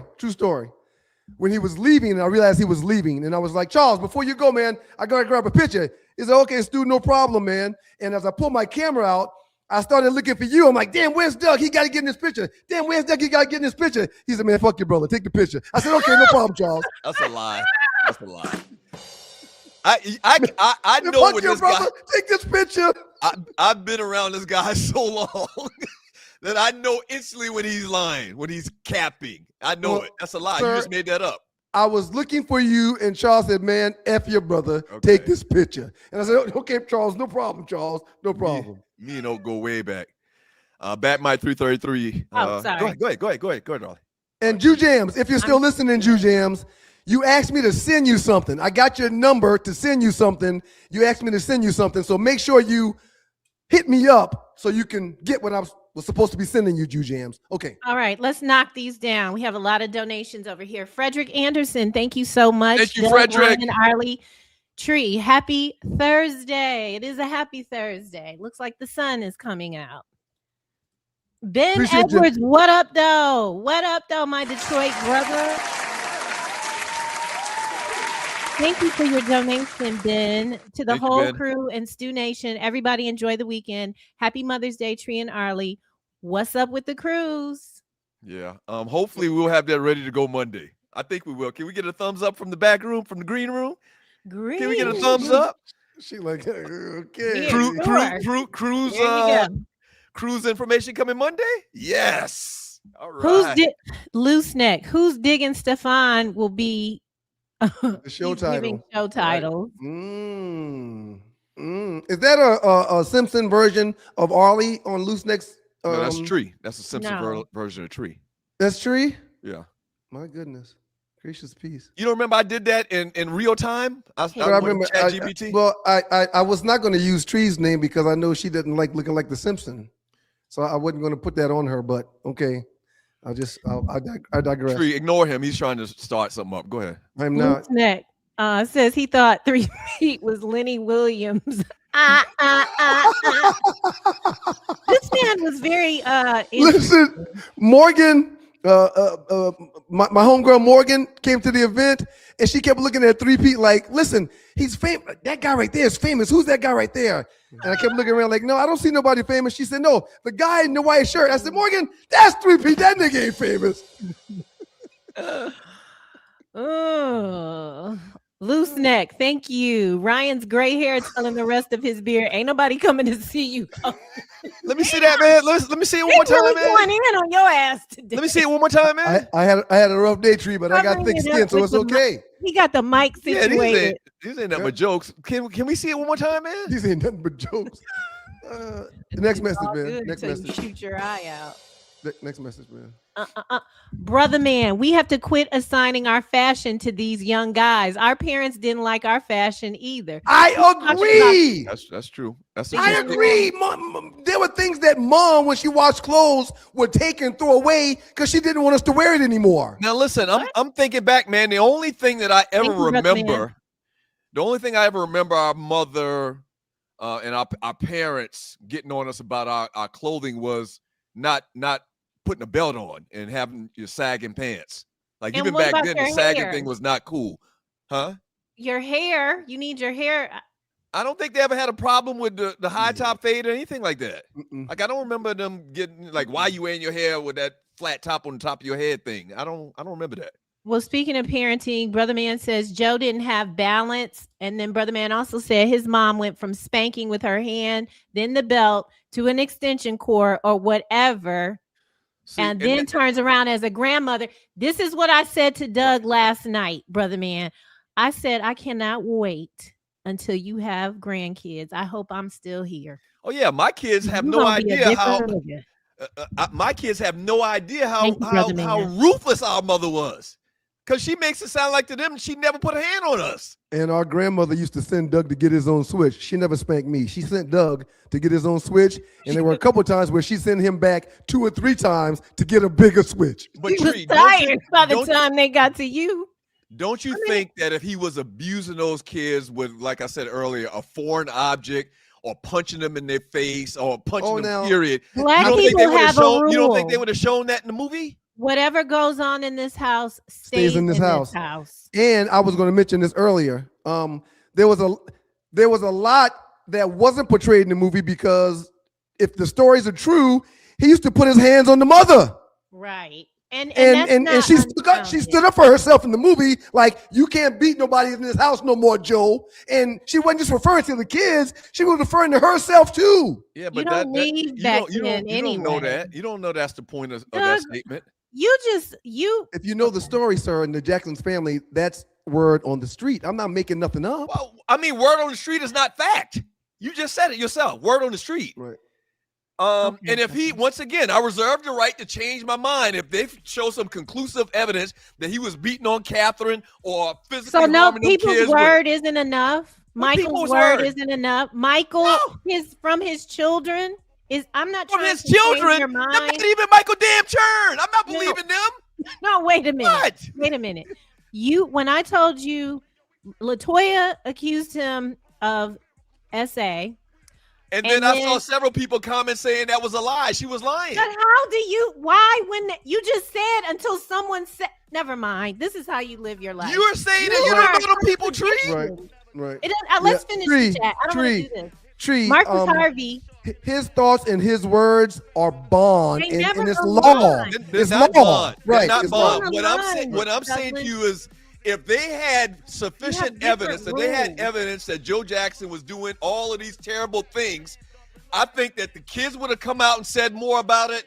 I don't think it would have been no rumors. It would have been facts. It would have been police reports. man. They called the police on him for hitting his wife with a damn 2x4. Nobody called no police in 1969, especially a keep black saying- woman. Them niggas ain't coming. You keep saying, I think. You just keep on thinking, Doug. We're proud Yeah, of you for let's thinking. just go. Marcus Harvey, Congratulations. thank you for your donation. And then I agree with you, Marcus. Doug, go up there. See him. Come He's to the trying shop. to- We got you on the Beard Fresh, DeMarcus Harvey. Okay. All right. Follow him at Marcus Harvey. Is that on the IG? Doug don't really get on IG, but go up there and let that man and make sure you take a picture. It is kind of like a rogue hair, isn't it? Ryan definitely got you covered on the beard. Appreciate you. Now, Marcus, I don't know if you heard Ryan's story or not, but don't be playing in this man's face, is what I want to say. If you've heard the story of him down to the barbershop. At the barbershop, right? I'm not coming to your barbershop for you to line my beard up and charge me $100, Marcus. Y'all better talk first. We need clear boundaries. Give me a number, player. Dark Sun Rider. Lakers should ask the Celtics if they would do Luka for Jaylen Brown straight up. Salaries match and JB wants out. Luka is a depreciating asset. Okay, while we're there, Thank you, Dark Sun Rider. while we're there, everybody's been calling for LeBron's head. Nobody's been calling for LeBron's head. You're one of the ones that have you said throughout the course of this last basketball season that you want him gone. You were happy that he was the third option. Well, I have you know now that the number one option is out, and now that the number two option is just getting back. Austin Reeves came to the table in that first game with 8 points. With 8 points. LeBron James is why this team is doing what they're doing and why they are where they are. You can't call Austin Reeves the number two option all season long, and in the postseason, that son of a bitch drops 8 points. You're a master of rhetoric. Now you want now that it's time for him to get a deal, and allegedly he's on the table for asking for a max deal, which is 5 years, $241 million. Are you crazy? We're not giving those 60-year-old Sir, no 5-year deal. Are you talking heads? The talking heads. Are you that been I'm drinking this morning? The talking heads that I'm reading about and listening to while watching the game talks about him being worthy of a 5-year, $241 million contract. You need to stop watching them talking heads. Right. Ain't nobody giving LeBron James no 5-year deal at Not 70 LeBron years James. I said Austin Reeves, if you would listen. I said Austin Reeves is on the table for a 5-year, $241 million deal. Is he worthy of that after dropping 8 points in a playoff game? Okay. Hell no. The man had a bad game. He balled out of control this year. What are you talking about? He balled out of control this year in games that do not matter. The only one balling right now is Braun. I say all that to say this. Pay that man his money. You're all on his nutsack. Pay that man his money. He is why your team is where he is. Pay that man his money. To a detriment. Speaking of nuts, Earl McDowell, thank you for your donation. Clay made no, Earl, I wasn't calling you a nut though. Yeah, that didn't sound right. What do you mean speaking of nuts? I don't Thank you, Earl McDowell. We appreciate you. She knows she got beef with Earl, so she did it on purpose. But go ahead, Tree, read the message. Brother McDowell, thank you, folk. Clay made $16.6 million during the 2025-26 season. NBAers get paid every 1st and 15th during the season for 25 weeks. He got paid $700K every paycheck. He made $298 million in his career. $30K a month is nothing. And but it sets a bad precedent, McDowell.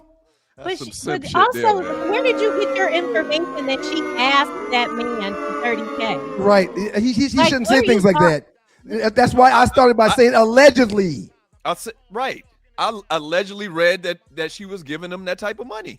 No, he was giving her. He was giving her that type of money. He may have been. He bought her a car. There is allegations that they no, not just a car together. Not just a car. He shouldn't be giving her. He shouldn't be giving her that large sums of money and buying her cars. You don't get to dictate who he can give his money to. My favorite cars. You can buy me a Bentley. Right. Melvin Eccles, happy Mother's Day, Arley and Tree. Thank you, Melvin Eccles. Melvin Eccles. Melvin sent you a Cash App and then doubled down for the ladies on Mother's Day with another donation. Thank you, Melvin. We gotta go. We gotta come and see you, Melvin. God damn it, we gotta come and see you. Talk about you have the commercial for Melvin. Yes, Bay 11 the great Melvin Eccles. Yes, Melvin Eccles.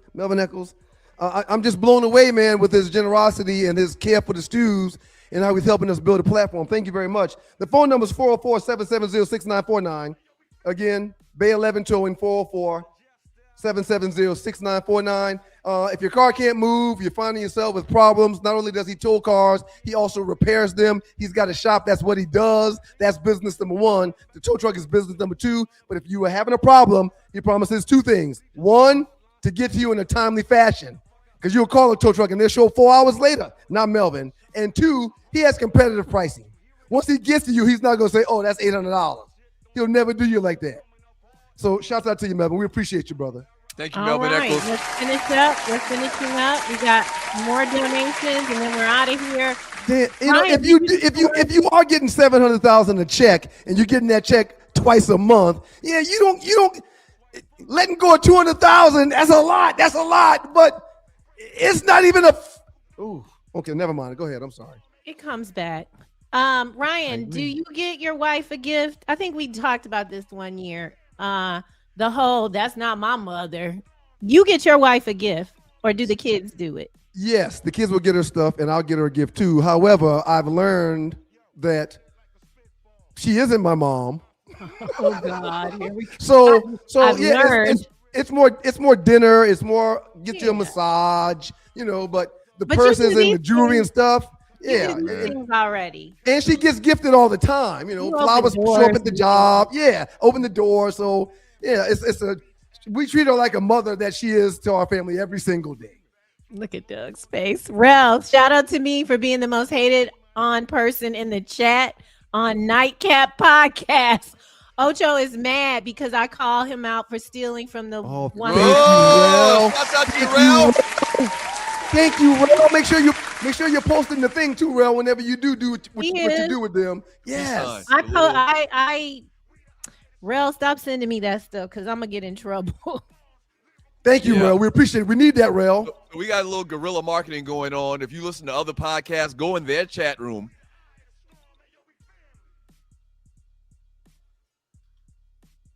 Your mic is muted, Doug, so we can't hear you. But here's what Doug is saying. Go in those other shows' chat room and post this right here. Yeah, do it on their posts. Do it wherever. You don't have to just wait for them to be live. Do it on their posts. Rel wants a throwback picture from y'all as if we haven't seen every single one.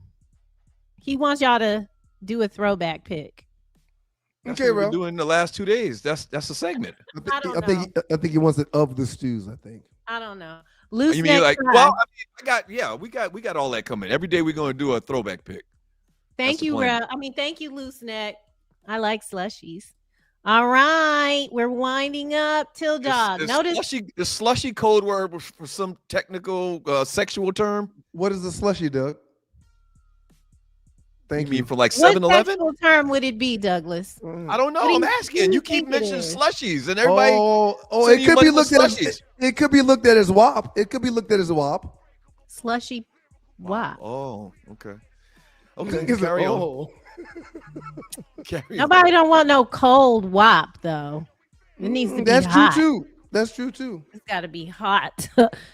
Till Dog, speaking of hot, notice how Tree started grabbing her neck when she heard Artichoke.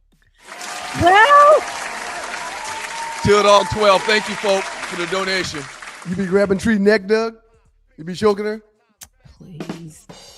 We can go ahead and cut that narrative out. He can't afford me, number one. I damn sure can't afford you. He's I can afford autistic. you. I can afford you. I can afford it. We noticed Doug at the little meter where you pulled a ticket to get the parking pass to get in the garage. Doug parked his car there for every bit of 18 minutes trying to decide if he was going to pull that ticket and pay for that parking or go someplace else. He was literally sitting there contemplating. Because these parking garages be scamming. They be scamming. They do. Yeah, that cat sat there and was thinking like it was a life decision. No, okay, yeah, no, okay. Okay, I don't know about you. I paid $40 to park. No, for 4 hours. It's just money. Oh my God. Stop with that. I didn't pay that because I followed the car that was in front of me to get through that thing before I had to pay. One of my friends parks at grocery stores and then she'll like ride over to the, like if we go to Chastain, she'll park at the store, go in the store, and then get like a $5 lift down. Well, so what I do is I've got one of those little motor scooters that you can ride. And I usually keep that in the back of the truck. So I'll park someplace that's free, and then I'll hop on the scooter to go where I need to go instead of paying $30, $45 for parking. What? That is so smart. It is, but I couldn't hop on the scooter and bring all the things I needed to bring. So I left the scooter at the house. Your shoes and stuff were, wow. Is it like the kind that they give you for medical? That kind of scooter that you put your knee on? Not the scooters in the grocery store that go 2 miles per hour. My scooter can go like 45. My scooter can go 45. Yeah. RC says there were allegations that LaToya said about Joe that he won't mention. He's trying to say to you, Doug, that this is a movie, not a documentary, and so they treated it. But those are accusations once again. Yeah. Well, yeah, they're not going to highlight those things because. Thank you. Yes, that's not movie worthy. That's not something that people are going to openly pay money to see, especially if there's going to be a franchise started with this movie, which we're thinking it could be another 2 or 3 movies. Y'all getting twisted up in the weeds. My central point is without Joe Jackson, there's no Jackson 5. Period. Because sperm. Fly Tie says say what? Fly Tie says he gives his kids money and his wife gives and wants her money back. Yes. So although I was the warden, Charles Taylor very much more. Who is Charles Taylor? People don't know who Charles Taylor is. That's their dad. And so he was definitely so Morgan asked for a couple of dollars Morgan asked for money to get something, and after JP gave her the money, when she came back with what she had, JP was like, "Okay, Morgan, where's my change?" And Morgan looks at her and goes, "Your change, Mom? You owe me like $200. I'm keeping the change." Yes. And I looked at my wife like, she's right. You go in her piggy bank all the time when you need petty cash, and she expects her money back. So yeah, that's her change now. So Morgan's exhibiting boss behavior. She want her goddamn money back. Oh, she's exhibiting that. Straight boss. She's a straight boss. She's being empowered and raised to be a boss. Hey, no man, question. You remember what I told you when she had her christening? I said the force is strong in this one. No question. The force is strong in Morgan, man. She want her money back. Stop playing with my money, mama. You owe me X amount. I'm just gonna keep that and knock that off your tab. It's all good. Hey, let me read one chat message directly sent to me from Penn. He says, a lot of psychology when raising kids, make it feel like it's their idea, and don't raise your kids to quit just because it gets hard. That's from my OB Penn Troy, who actually. Yeah. Well, I agree with Penn, and I should not have let Miles quit golf because he was good and it was going to lead to something. You in that situation, I make them finish that season. But if they don't want to come back the next season, then I won't say nothing. It wasn't a season. We were just practicing. two other people. Oh, okay, right. Right, we were just practicing. Right. So yeah, I get it, Penn. I understand, bro. We appreciate you, Penn. And did Penn pay for that message? Right.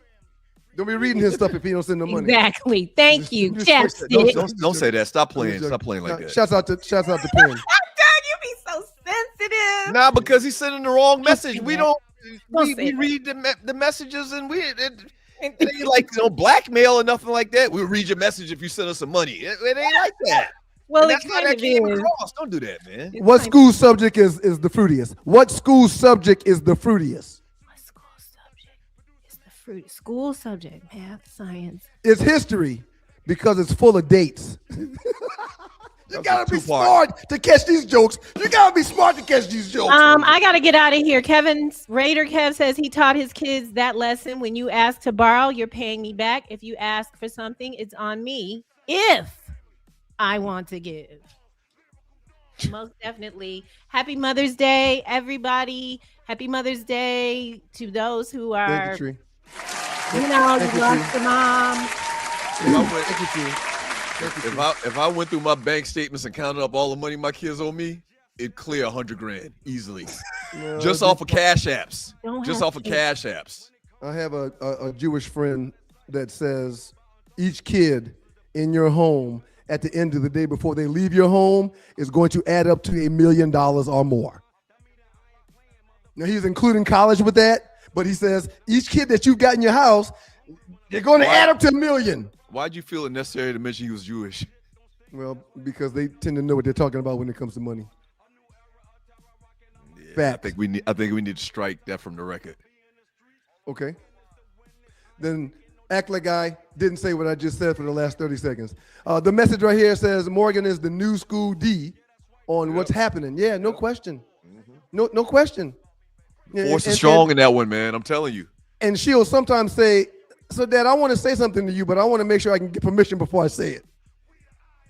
She's very smart. She's very smart. Right. And then I'll be like, baby, say what you need to say. And she'll typically challenge somebody or something that they've asked one of the kids to do after she's got permission to speak. You know the force is strong when she's already got pro baseball scouts coming to watch her Little League games, man. Fact. Yeah. Shouts out to Jelani, the Wait a Minute show. We appreciate you, Jelani, JB from the D. Outstanding job, man. That Chop It Up segment is going to be huge. I really, really like it. Shouts out to our family, our cousin, our people, our neighbor, Shereice Williams. She sent me the website. I told you guys about it. ShereiceWilliams.com. It is spelled CHARECE Williams.com. She's got a lot of good things going on. She says she would love to chop it up whenever time allows or whenever we need her. Just give her a call. Appreciate you, Shereice. You did a great job. Arley Wool gets an A+ today. Tree gets an A+ today. Everybody that came out and showed up for the Patron event at Sauce this Tuesday for Cinco de Mayo, y'all get an A+. Thank you very much. Y'all represented. A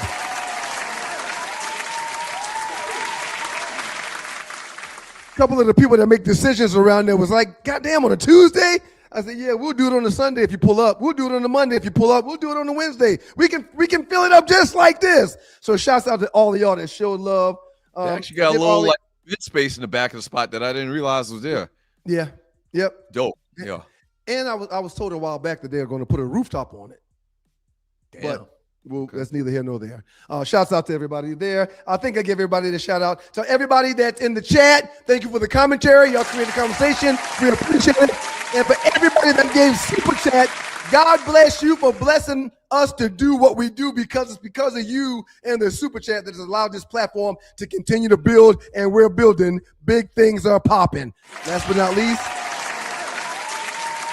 God is good all the time, and all the time God is good. If you don't know him, you need to find him and show him love, because that's all he's showing you.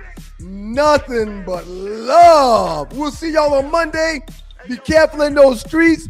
Hold the wheel, no drinking, no driving, so we can see you on Monday at 6:30 for the meeting or at 7 for the show called the Two Live Stews Experience. Thank you.